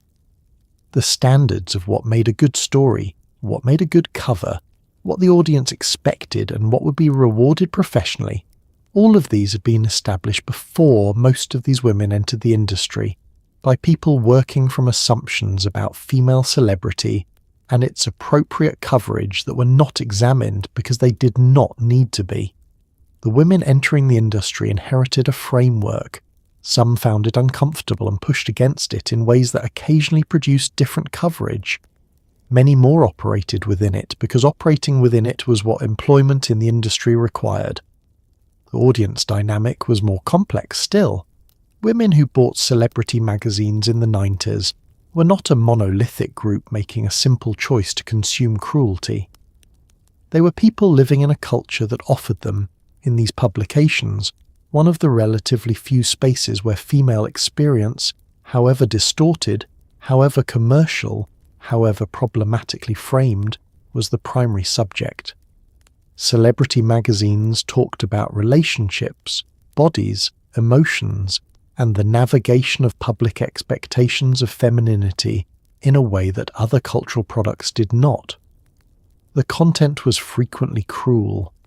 It was also, in a specific and limited way, addressed to women rather than about them. That was not nothing, in a cultural environment where most content was addressed to men and treated women as peripheral. The judgment dynamic, the pleasure of evaluating the famous woman on the cover, of having an opinion about her choices, of participating in the cultural conversation about whether she was handling her situation correctly, offered women readers something the broader culture rarely extended: the position of the evaluator rather than the evaluated. It was, in retrospect, a poor substitute for actual power. It was also in the context of a culture that offered women very few positions of evaluative authority, a recognizable pleasure.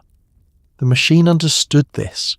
It was built to offer this pleasure, and the fact that the pleasure came at the cost of other women, the women on the covers, the women in the stories, was a cost the machine was very good at making invisible.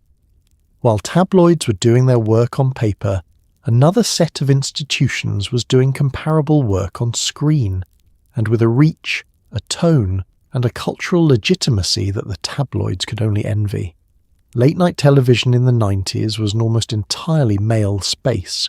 Male hosts, male writers, male sensibilities, and a comedic tradition that treated famous women's bodies, relationships, and personal difficulties as raw material for jokes delivered to millions of viewers who laughed because everyone around them was laughing and because the alternative, recognizing the cruelty, was uncomfortable. The late-night monologue of the 90s was a tabloid cover read aloud by a man in a suit, with a laugh track. It conferred on the same humiliations a veneer of wit and intelligence that the tabloid couldn't always manage. Late-night television in the 90s occupied a specific cultural position that distinguished it from the tabloid press in ways that made it, if anything, more damaging as a vehicle for the sustained humiliation of famous women. The tabloid was understood, by most of its consumers, as a slightly disreputable form. Entertaining, yes, but not entirely respectable. Not the kind of thing you cited in serious conversation. Late-night television carried no such stigma. It was hosted by men who were widely considered intelligent, charming, and culturally astute. The jokes they told were understood as wit rather than gossip. The cruelty was repackaged as sophistication, and the repackaging worked extremely well on an audience that wanted to feel smart while laughing at someone else's expense. The monologue format was particularly efficient as a delivery system for this kind of material.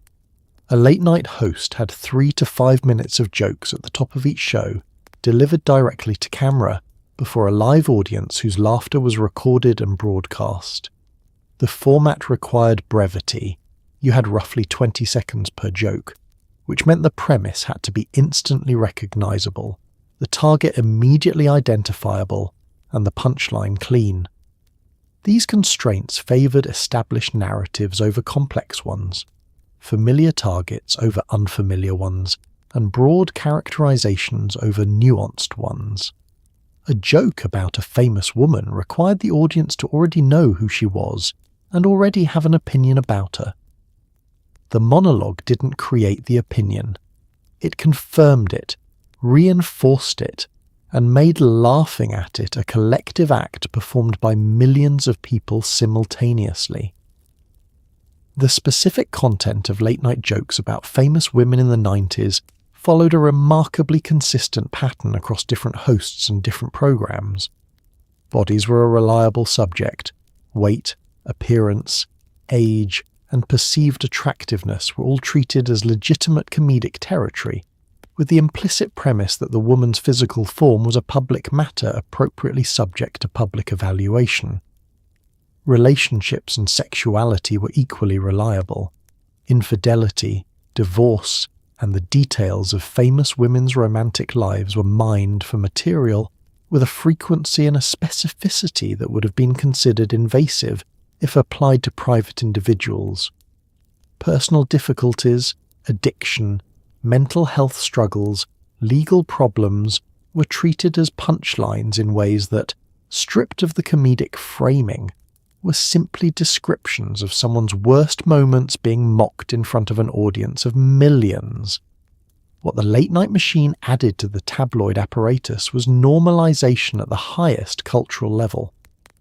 When the most celebrated comedic minds of the generation were making these jokes, when the jokes were being received with laughter rather than discomfort, when the entire format was understood as a form of intelligent entertainment rather than cruelty, the behavior being enacted was definitionally acceptable.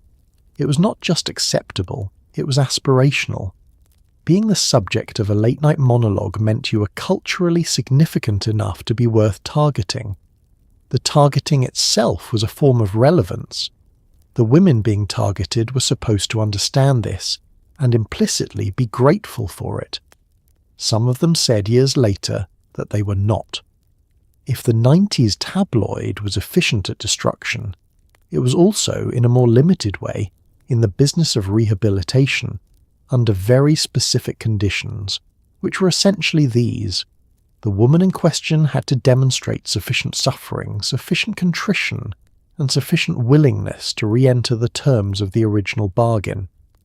The comeback narrative was not an apology from the media for what it had done. It was an invitation to participate again on the media's terms, with all the original vulnerabilities still intact and all the original infrastructure still running. Women who attempted comebacks and refused to perform the required level of gratitude and humility discovered that the rehabilitation was conditional and could be revoked at any point. The comeback was not an exit from the machine. It was a re-entry with slightly more favourable optics. The comeback narrative in the 90s celebrity press followed a structure as predictable and internally consistent as the troubled narrative that had typically preceded it. Phase 1 was the acknowledgement of difficulty. The famous woman was described as having been through something, having struggled, having hit a low point. This acknowledgement was necessary to establish the dramatic arc. Without the established nadir, the subsequent recovery had no emotional shape. Phase 2 was the evidence of effort, the rehabilitation program completed, the weight restored or lost in the right direction, the new project announced, the interview given in which the subject expressed appropriate reflection on what had happened. Phase 3 was the provisional celebration, the covers that declared her back, the profiles that noted her transformation, the commentary that suggested the difficult period had been growth rather than simple suffering. The conditions attached to each phase were non-negotiable and largely unspoken. The acknowledgement of difficulty had to be sufficiently specific to satisfy the appetite for revelation, but not so specific as to assign blame to the industry or the coverage that had contributed to the difficulty. The evidence of effort had to be visible and dramatic. A quiet recovery that didn't generate photographs or interviews didn't serve the narrative, and the provisional celebration required the subject to perform a specific emotional register, grateful, humbled, clear-eyed about her past behaviour, and enthusiastic about re-engaging with the public on the public's terms. Anger was not permitted. Analysis was not permitted. The comeback story was a story about resilience, not about accountability. The provisional nature of the rehabilitation was perhaps its most important feature, and the one least understood by the women undergoing it. The comeback narrative did not retire the troubled narrative. It suspended it. The publications that had documented the struggle retained everything they had produced, the photographs, the quotes, the sourced stories, and could return to it at any point if the subject stopped performing the comeback correctly. A bad week, an unflattering photograph, a statement that deviated from the grateful and transformed script could trigger an immediate return to the prior framing. Fears she's heading back to her old ways. Friends worried the comeback is in danger. The cycle would begin again, and the subject would find herself back at the beginning of a process she had believed she had completed. What the comeback narrative ultimately offered was not rehabilitation, but continued engagement with the machine, a re-enrollment in the system of surveillance, evaluation, and narrative management that had produced the original difficulty. The terms were slightly better than they had been at the low point. They were not substantially different from the terms that had applied at the beginning. The machine had damaged these women. The machine was now offering to stop damaging them temporarily in exchange for their continued participation. It was not a generous offer. Most of them took it anyway because the alternative, permanent exclusion from public life, The end of careers built on public visibility was the only thing the culture had constructed as worse. The 90s supermodel era, Cindy Crawford, Naomi Campbell, Kate Moss, Linda Evangelista, Christy Turlington, is often remembered as a moment of extraordinary female cultural power. Women who were famous for their own image, on their own terms, commanding fees and coverage that seemed to place them firmly in control. The reality was more complicated. The supermodel was in many ways the tabloid era's ideal female subject, celebrated intensely as long as she remained within specific parameters of body, behaviour and personality, and scrutinised with matching intensity the moment she deviated. Kate Moss in particular became a case study in how quickly the same culture that had made a woman iconic could turn her into a symbol of something shameful when she stopped performing the right kind of beauty in the right kind of way. The supermodel phenomenon of the early 90s was a genuine cultural moment, a period in which a small group of women achieved a level of celebrity that had not previously been available to fashion models, and that positioned them as cultural figures in their own right, rather than simply as vehicles for the clothing they were paid to display. They appeared on chat show sofas. They were photographed at parties with musicians and actors. They had public personas, recognizable personalities, famous feuds and friendships. Linda Evangelista's declaration that she didn't get out of bed for less than $10,000 a day was reported as a statement of extraordinary cultural significance, and it was. But the significance was partly in what it revealed about how the culture processed female economic power, which was with a mixture of fascination and barely concealed hostility that would become familiar across the decade. The celebration of the supermodel operated within parameters that were, in retrospect, extremely narrow. The celebrated qualities were primarily physical, a specific configuration of height, proportion, and face that the fashion industry had determined was commercially valuable, and the celebration was contingent on maintaining those qualities within very tight tolerances. Weight was monitored with a granularity that would be recognized as disordered in any other context. Age was an accelerating liability from the moment it became visible. The celebrated women were understood to be celebrated for their bodies, which meant their bodies were perpetually on probation, perpetually subject to evaluation, perpetually at risk of failing to meet the standard that their fame had been built upon. Kate Moss became the decade's most instructive case study in this dynamic, because her trajectory illustrated both the celebration and the condemnation with unusual clarity. She arrived in the early 90s as a genuinely new kind of model presence, waif-like where the dominant aesthetic had been voluptuous, photogenic rather than classically beautiful, with a quality the industry described as real, in ways that were commercially useful, even as the reality being sold was itself carefully constructed. She was celebrated with enormous enthusiasm, made iconic, and then, when photographs taken without her consent in a private setting emerged in 2005 and depicted her in circumstances the tabloids characterized as scandalous, subjected to the full apparatus of 90s style demolition, applied with a thoroughness that briefly cost her most of her commercial contracts. The speed of the reversal was the lesson. A woman who had been considered iconic for more than a decade was subjected, within weeks, to the kind of coverage that suggested her entire public identity had been retroactively invalidated. The same physical quality that had made her celebrated, the thinness, the aesthetic that the industry had spent years making aspirational, was now discussed in terms of danger and moral failure. The celebration and the condemnation were not different responses to different facts.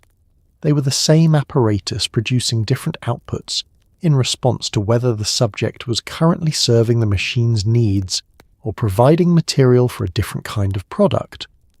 Moss, unlike many of her contemporaries, survived it. But the mechanism it revealed had been running throughout the decade on every woman the culture had decided to make famous. The late 90s brought something the tabloid apparatus had not anticipated and could not fully control: the internet. Online gossip forums, early celebrity blogs, and the first generation of websites that aggregated and amplified tabloid content changed the scale and speed of the coverage in ways that had significant consequences for the women at the centre of it. Photographs that had once circulated in a single publication now travelled instantaneously. Stories that might have faded in a week were preserved permanently, searchable, reachable at any time by anyone. The tabloid had always been ephemeral. You read it, you discarded it, and it was gone. The internet removed the ephemerality. It made the damage permanent, and it did so before anyone had really thought through what that would mean for the people whose worst moments were being archived.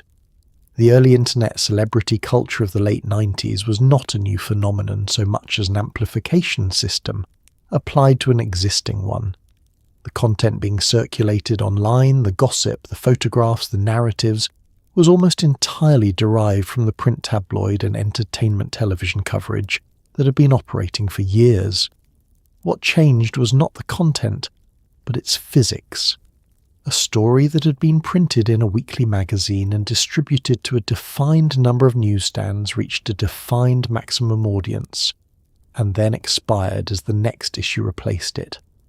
The same story posted to an early gossip website reached an initially smaller but geographically unlimited audience, remained accessible indefinitely, and could be linked, referenced, and re-amplified by anyone with a connection and an opinion. The ceiling on a story's reach and longevity had been removed. The forums and early comment sections of the late 90s celebrity internet introduced a new participant to the coverage ecosystem: the anonymous audience member with a platform. Prior to the internet, the audience for celebrity coverage was passive. It consumed the material produced by professional publications and had no mechanism for contributing to the coverage or extending it beyond private conversation. The internet changed this. Comment sections and gossip forums gave the audience a space to participate in the evaluation, the judgment, and the narrative construction that had previously been the exclusive province of editors and writers.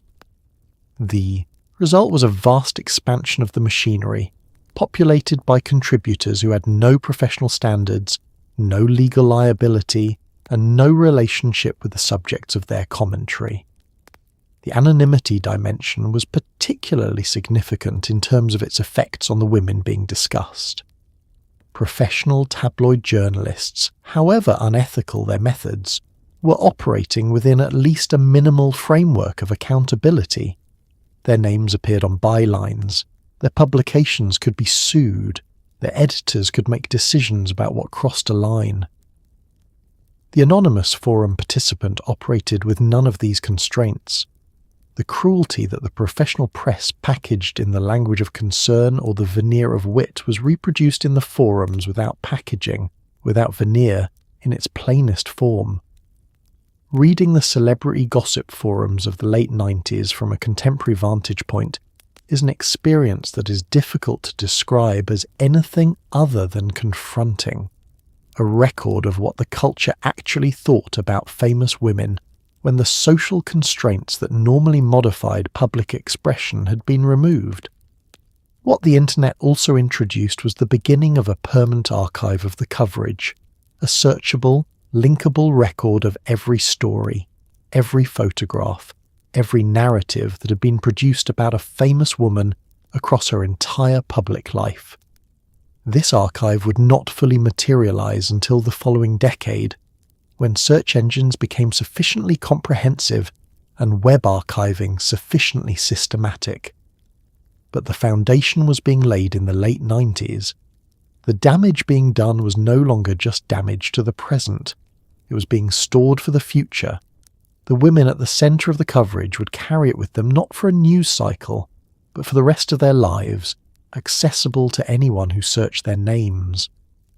One of the more sophisticated rhetorical moves in the 90s tabloid playbook was the deployment of concern as a framing device, a way of packaging what was, in effect, voyeuristic cruelty as something that resembled care. Coverage that might otherwise read as invasive or punitive was softened with language about worry, about hoping someone would get help, about the tragedy of watching talent go to waste. This concerned framing served several functions simultaneously.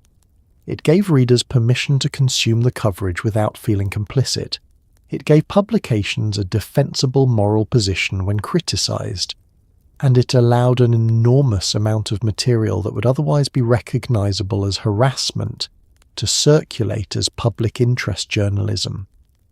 The concern was rarely accompanied by any action that would have reduced the pressure causing the visible suffering. It was a costume. The language of concern in 90s celebrity coverage was a remarkably stable and consistent rhetorical register, a set of phrases, constructions and framing devices that appeared across competing publications with enough uniformity to suggest that it had become an industry standard rather than an individual editorial choice. Friends fear for. Those close to the star are worried. Sources say the situation is more serious than she's letting on. Loved ones are urging her to seek help.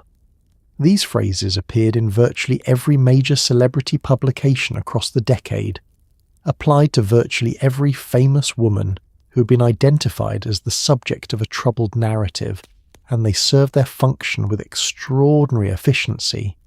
The concern framing worked because it exploited a genuine and legitimate human emotion, the experience of watching someone struggle and feeling worried about them, and attached it to a commercial product that had nothing to do with the well-being of its subject. Readers who bought a magazine featuring a concern-framed troubled woman cover were not, in any meaningful sense, expressing care for the woman in question. They were purchasing entertainment, but the concern framing allowed the purchase to feel different, to feel like a form of engaged attention rather than voyeurism, like staying informed rather than consuming someone's suffering. The emotional experience of the reader was made more comfortable. The effect on the subject of the coverage was unchanged. The specific mechanics of the concern framing also served a legal function that was understood by the editors who used it, even if it was never explicitly discussed in those terms. A headline that said, "We believe this woman is suffering, and we are choosing to document and distribute that suffering for commercial gain," would be a statement of extraordinary, actionable honesty. A headline that said, "Friends worry as star struggles to cope," was an expression of third-party concern, sourced to unnamed individuals, framed as journalism, and legally almost entirely invulnerable. The concern language was not just a rhetorical strategy. It was a liability shield. It converted what was actually happening into something that looked, from a legal distance, like responsible reporting in the public interest. What made the concern framing most insidious was its relationship to the feedback loop it created around its own subjects. The publications that expressed concern about a famous woman's well-being were simultaneously running the surveillance apparatus, competing for photographs, and producing the cultural environment that was most directly responsible for whatever difficulty the woman was experiencing. The concern was being expressed by the primary source of harm about the harm it was causing. This was not recognized as a contradiction, because the concern language was effective enough to prevent the recognition. The publications were worried. They said so. The saying so was the end of their responsibility. What they did next week was the next issue's concern, and the concern language would be ready for that too. Within the photography industry of the 90s, there was a smaller, quieter conversation happening alongside the dominant one. A conversation among photographers, agents and editors about what was ethical, what was legal, and what was simply not something a person with a conscience should be doing for money. Some photographers declined certain assignments. Some agents refused to represent clients who specialized in confrontational pursuit photography. Some editors chose not to run photographs that had been obtained through harassment or deception. These refusals are not celebrated in the history of the era because they did not produce publications or careers notable enough to be historically remembered. But they happened, and their existence is worth noting, because they confirm that the behaviour that did occur was a choice, not an inevitability, not simply the market at work, but a series of individual decisions made by individual people who could have decided differently. The photography industry of the 90s was not a monolith. It contained a spectrum of practitioners from documentary and editorial photographers who worked within established professional codes to freelance paparazzi operating at the aggressive edge of what the law permitted, with a significant and largely invisible middle population of photographers who made daily decisions about how close to push, how long to wait, which assignments to take, and which to decline. The history of the era has been written primarily through its most extreme products, the most invasive photographs, the most aggressive pursuit, the careers built on the most commercially successful violations of privacy. The photographers who declined to produce those products left fewer traces. The economic pressures on photographers in the 90s celebrity market were real, and should not be minimized in any account of the choices that were made. The freelance structure that dominated paparazzi work meant that photographers bore the financial risk of their time without any guaranteed return. A day of surveillance that produced nothing was a day without income. The photographers who were most willing to escalate their tactics, to pursue more aggressively, to push closer, to take assignments that more cautious colleagues declined, were frequently also the photographers who earned the most, because escalation produced the kind of exclusive, confrontational images that commanded the highest prices. The market rewarded the behaviour. This is context, not exculpation. What the existence of photographers who declined certain work establishes is that the reward structure, while powerful, was not determinative. People made choices. The choice to pursue a woman in a car at high speed was a choice. The choice to photograph a grieving person outside a hospital was a choice. The choice to stake out a school in order to photograph a celebrity's child was a choice. Each of these choices was made by an individual who had, in principle, the option of making a different one. The ones who made different choices are largely forgotten. The ones who made the choices the market rewarded are part of the documented history of the era.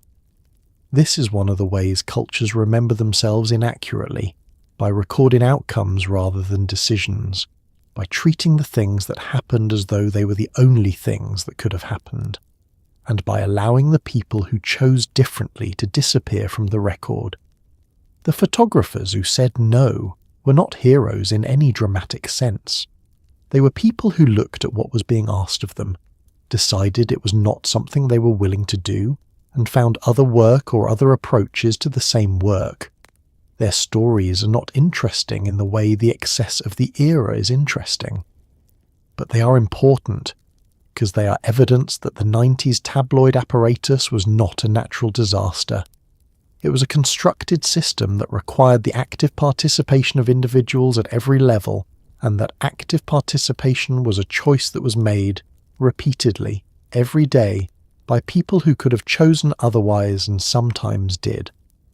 Not all of the famous women of the 90s accepted the terms of the media's engagement with them passively. Some fought through legal channels, through public statements, through the careful management of access, through the deliberate cultivation of alternative narratives. Princess Diana was arguably the most famous practitioner of this, using her own media relationships strategically, while simultaneously protesting the media's behaviour, an approach that was complicated and sometimes contradictory, and ultimately insufficient. Others pursued lawsuits, and won some and lost others. Others simply refused to appear, refused to speak, refused to confirm or deny, retreated from public life to a degree that cost them professionally in ways they chose to absorb rather than continue participating in the machine. These refusals were not always successful, but they were notable. The legal landscape available to famous women trying to push back against invasive coverage in the 90s was, in most cases, inhospitable. Privacy law in the United States offered very limited protection to public figures in public spaces, a standard that the paparazzi industry had been built to exploit, and that left almost no actionable recourse for women whose daily movements were being documented without consent. Defamation law offered somewhat more traction for clearly false statements, but the tabloids' use of question-based headlines, unnamed sources, and concern-framed language was specifically designed to maintain legal defensibility while producing the maximum harmful impression. Suing a tabloid for a headline that asked a question rather than made a claim was an expensive proposition with an uncertain outcome, and the publications knew it. Some women pursued legal action anyway, and the results were instructive about the limits of the available tools. Settlements were occasionally reached, with terms that typically included a payment, a retraction printed in small type on an interior page, and a confidentiality agreement that prevented the subject from discussing the matter. These outcomes were commercially rational for the publication. The settlement was a known quantity, cheaper than prolonged litigation, and the confidentiality clause ensured that the subject could not use the settlement as a platform for broader criticism of the industry's practices. For the woman involved, the settlement resolved the specific instance while leaving the underlying apparatus entirely intact and operating. It was the legal equivalent of patching a single crack in a dam that was full of cracks. The women who chose strategic withdrawal from media engagement were pursuing a different kind of resistance, one that cost them professionally but preserved a form of autonomy that active participation in the machine could not. The withdrawal strategy required accepting that reduced public visibility meant reduced commercial relevance in industries, music, film, television, that were built on the maintenance of public profile. Some women made this trade and found the terms acceptable, at least for a period. Others found the professional cost too high and re-engaged, returning to the machine on whatever terms were available. What the women who fought back demonstrated collectively was that resistance to the 90s tabloid apparatus was possible but not sufficient. Possible because individual women did find ways to push against the coverage, to challenge specific instances, to reshape particular narratives, to remove themselves from specific situations. Not sufficient because the apparatus was structural, systemic and sustained by commercial incentives that no individual act of resistance could meaningfully threaten. The fight required systemic change. The systemic change did not come from the women who were being harmed by the system, though their resistance contributed to the cultural conditions that would eventually produce it. It came much later, incompletely, and with significant residue still in place. But the women who fought deserved to be part of the record, even when their fighting did not win. Behind every tabloid, behind every glossy magazine, behind every entertainment news program, was an advertising apparatus that was itself making choices about what content it was willing to be associated with. Advertisers in the 90s did not, for the most part, withdraw from publications or programs that engaged in the systematic humiliation of famous women. This is not because they were unaware of the content, they were reading the same magazines as everyone else. It is because the content, however cruel, was attracting the audiences they wanted to reach. The advertising industry's complicity in the tabloid era is one of its less examined features, because it involves no dramatic villains and no specific decisions that are individually indefensible, just a steady accumulation of choices to place products next to cruelty, which turned out to be a quite comfortable arrangement for everyone except the women in the photographs. The relationship between advertising revenue and editorial content in the 90s celebrity press was understood by everyone involved in the industry and discussed almost nowhere in public. Editors did not advertise the fact that their publication's survival depended on maintaining the audience numbers that justified their advertising rates. Advertisers did not publicize the fact that their placement decisions constituted a form of endorsement of the surrounding content. The financial architecture that sustained the entire apparatus was visible to its participants and invisible to its consumers, a transparency asymmetry that was very useful to the people who benefited from it. Advertising placement in the 90s magazine industry was not a passive act. Advertisers had account managers whose job included monitoring the editorial environment of the publications they worked with, tracking cover stories, feature content, and the general tenor of each issue's coverage.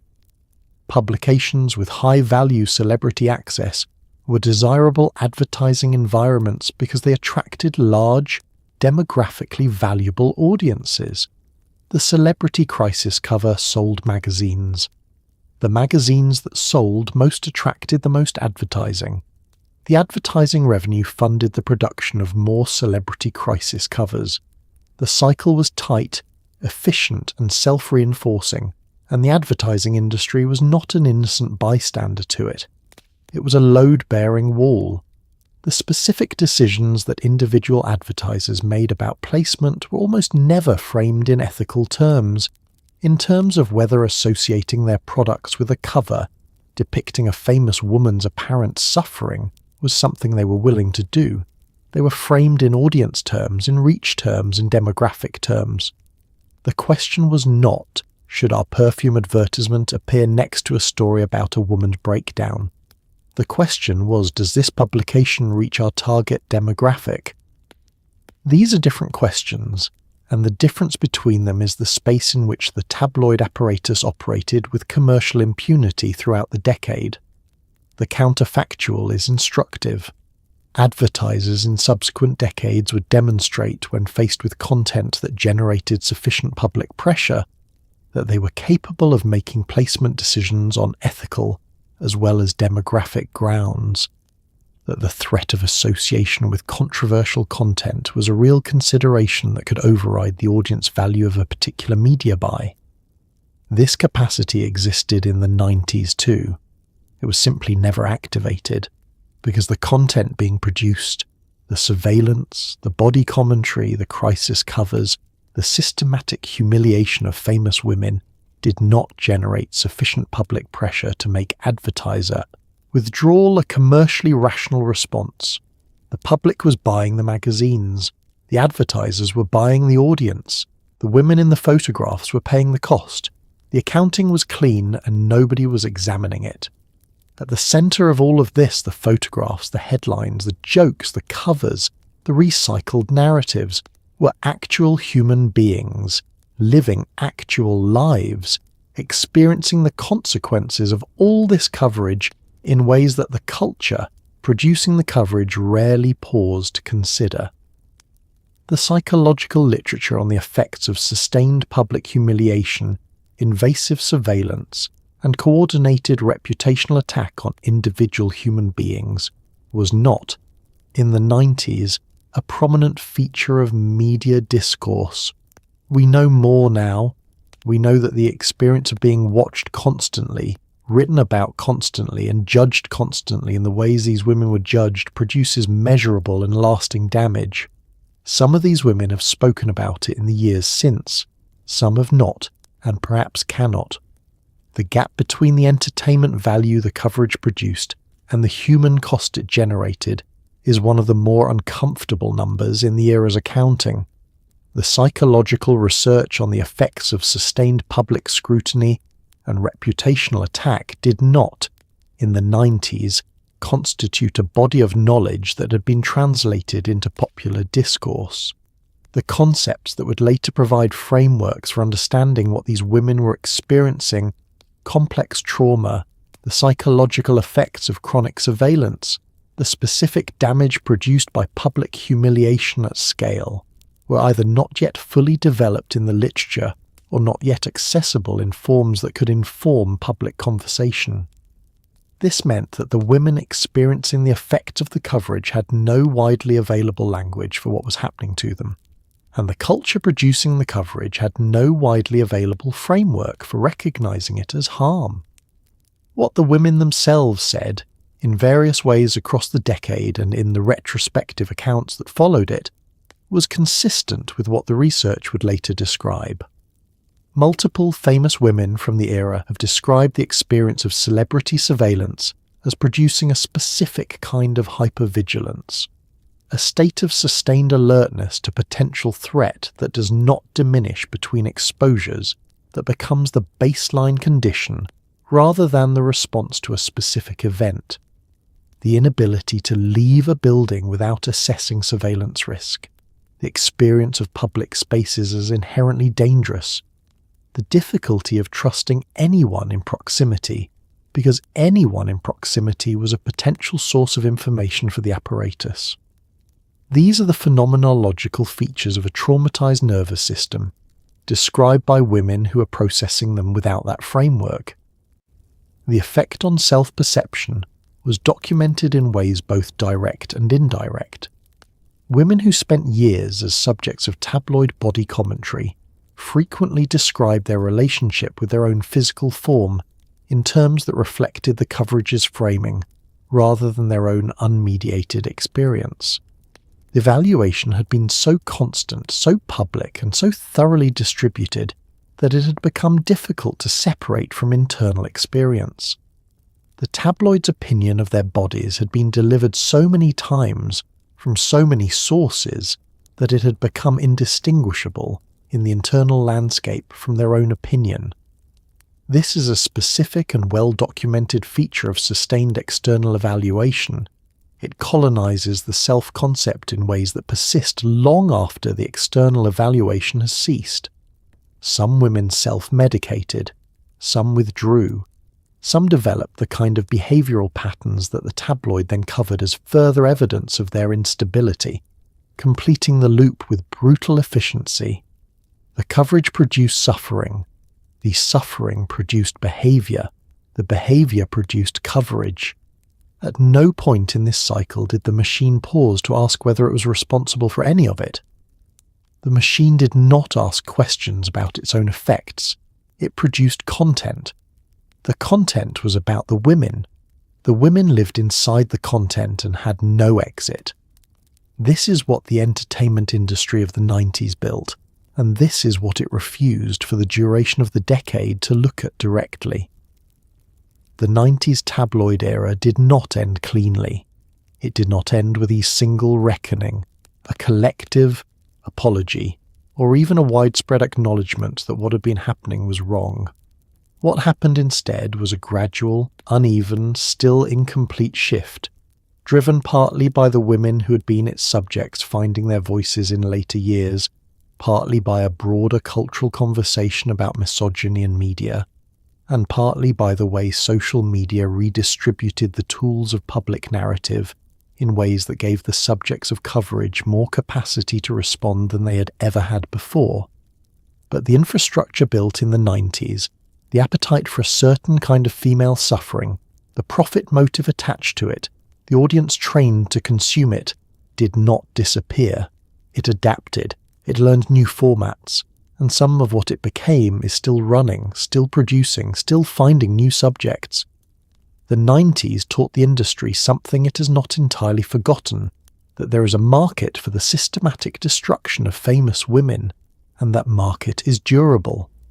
The shift, when it came, did not arrive as a single moment of cultural clarity. It arrived as a series of accumulations, individual women speaking about their experiences in ways that were received differently than similar statements had been received a decade earlier, because the cultural conversation had moved far enough to make the reception different. Monica Lewinsky speaking publicly about the events of 1998 in the 2010s was received in a way that would have been impossible in 2000 or 2005, not because what she said had changed, but because what the culture was able to hear had changed. The same words, the same experience, a different moment and a different response. Timing is not everything, but in cultural reckonings, it is a great deal. The women of the 90s who contributed most directly to the shift did so largely through the act of narrating their own experiences on their own terms, in memoirs, in long-form interviews, in documentary projects that gave them the editorial control the original coverage had denied them. These narratives were important not because they provided new factual information. Most of the events they described were already part of the documented record, but because they provided something the original coverage had almost entirely lacked. The perspective of the person at the centre of the story. The tabloid had been a story told about these women. The retrospective accounts were stories told by them. The difference in emotional valence, in moral clarity, in the kind of recognition they produced in audiences was significant. People who had consumed the original coverage with enjoyment found the retrospective accounts uncomfortable in ways that reflected a genuine shift in how the material was being understood. But the infrastructure did not dismantle itself. The specific publications, practices and legal frameworks that had produced the 90s tabloid era were modified at the margins rather than restructured at the foundation. Paparazzi laws in California tightened slightly in the early 2000s, particularly regarding the photography of children. A few high-profile legal cases produced settlements that functioned as modest deterrents to the most aggressive practices. The cultural conversation about celebrity media coverage shifted enough to make certain kinds of content less commercially viable than they had been at the decade's peak. These were real changes. They were not transformations. What the 90s left behind was not only a generation of women who'd been damaged by a system that treated their suffering as entertainment. It left behind a trained audience, a refined set of commercial techniques, and a proven template for the profitable destruction of female public figures that migrated, as templates do, into new formats. The gossip blog, the reality television franchise, the social media pile-on, the comment section. Each of these inherited something from the 90s tabloid apparatus, the appetite, the mechanics, the language of concern over cruelty, the understanding that famous women's difficulties were a reliable commercial product. The medium changed. The machinery beneath it remained recognizable. The 90s tabloid era is sometimes discussed as though it were a historical artifact, a period style like shoulder pads or dial-up modems that belongs to a specific time and has been left behind. It has not been left behind. It has been updated. The women who experienced it firsthand could tell you that. Some of them are still telling you, in interview after interview, year after year, still trying to get the account right, still trying to have the story understood in full, still reaching back into a decade that reached into them first and left marks that turned out to be permanent. Listen to them long enough, and the 90s stop feeling like history. They start feeling like a warning that arrived a little late to an audience that was still learning how to hear it. And so, here you are, at the end of a long, strange night spent inside one of the more uncomfortable decades in the history of fame. You've travelled through checkout lines and talk show sets and darkroom archives and gossip forums and the cold, fluorescent corridors of publications that treated other people's worst moments as a product to be packaged and sold before the ink was dry. You've sat with the women at the centre of it, the ones who fought, the ones who withdrew, the ones who cooperated and were betrayed anyway, the ones who are still, decades later, patiently explaining what it felt like to have an entire industry decide that their suffering was entertainment. It was a lot. It was always a lot. And the remarkable thing, the thing worth sitting with as you let your eyes close and you're breathing slow, is that so many of them survived it. Not unscathed, not without cost, but present, still talking, still here. That is not a small thing given the machinery that was running against them.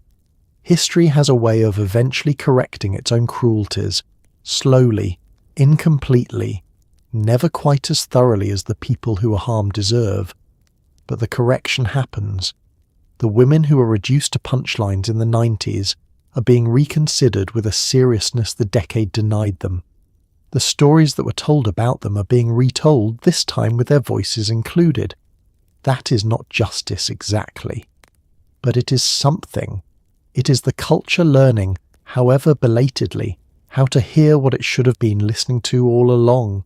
So tonight, as you settle deeper into wherever you are, warm, quiet, unbothered by telephoto lenses or unnamed sources or editors deciding which angle of your face best serves a narrative you didn't write, maybe hold a quiet thought for the women who didn't have that, who moved through the world permanently watched, permanently evaluated, permanently subject to a machinery that had no off switch and no conscience and no particular interest in whether they were okay.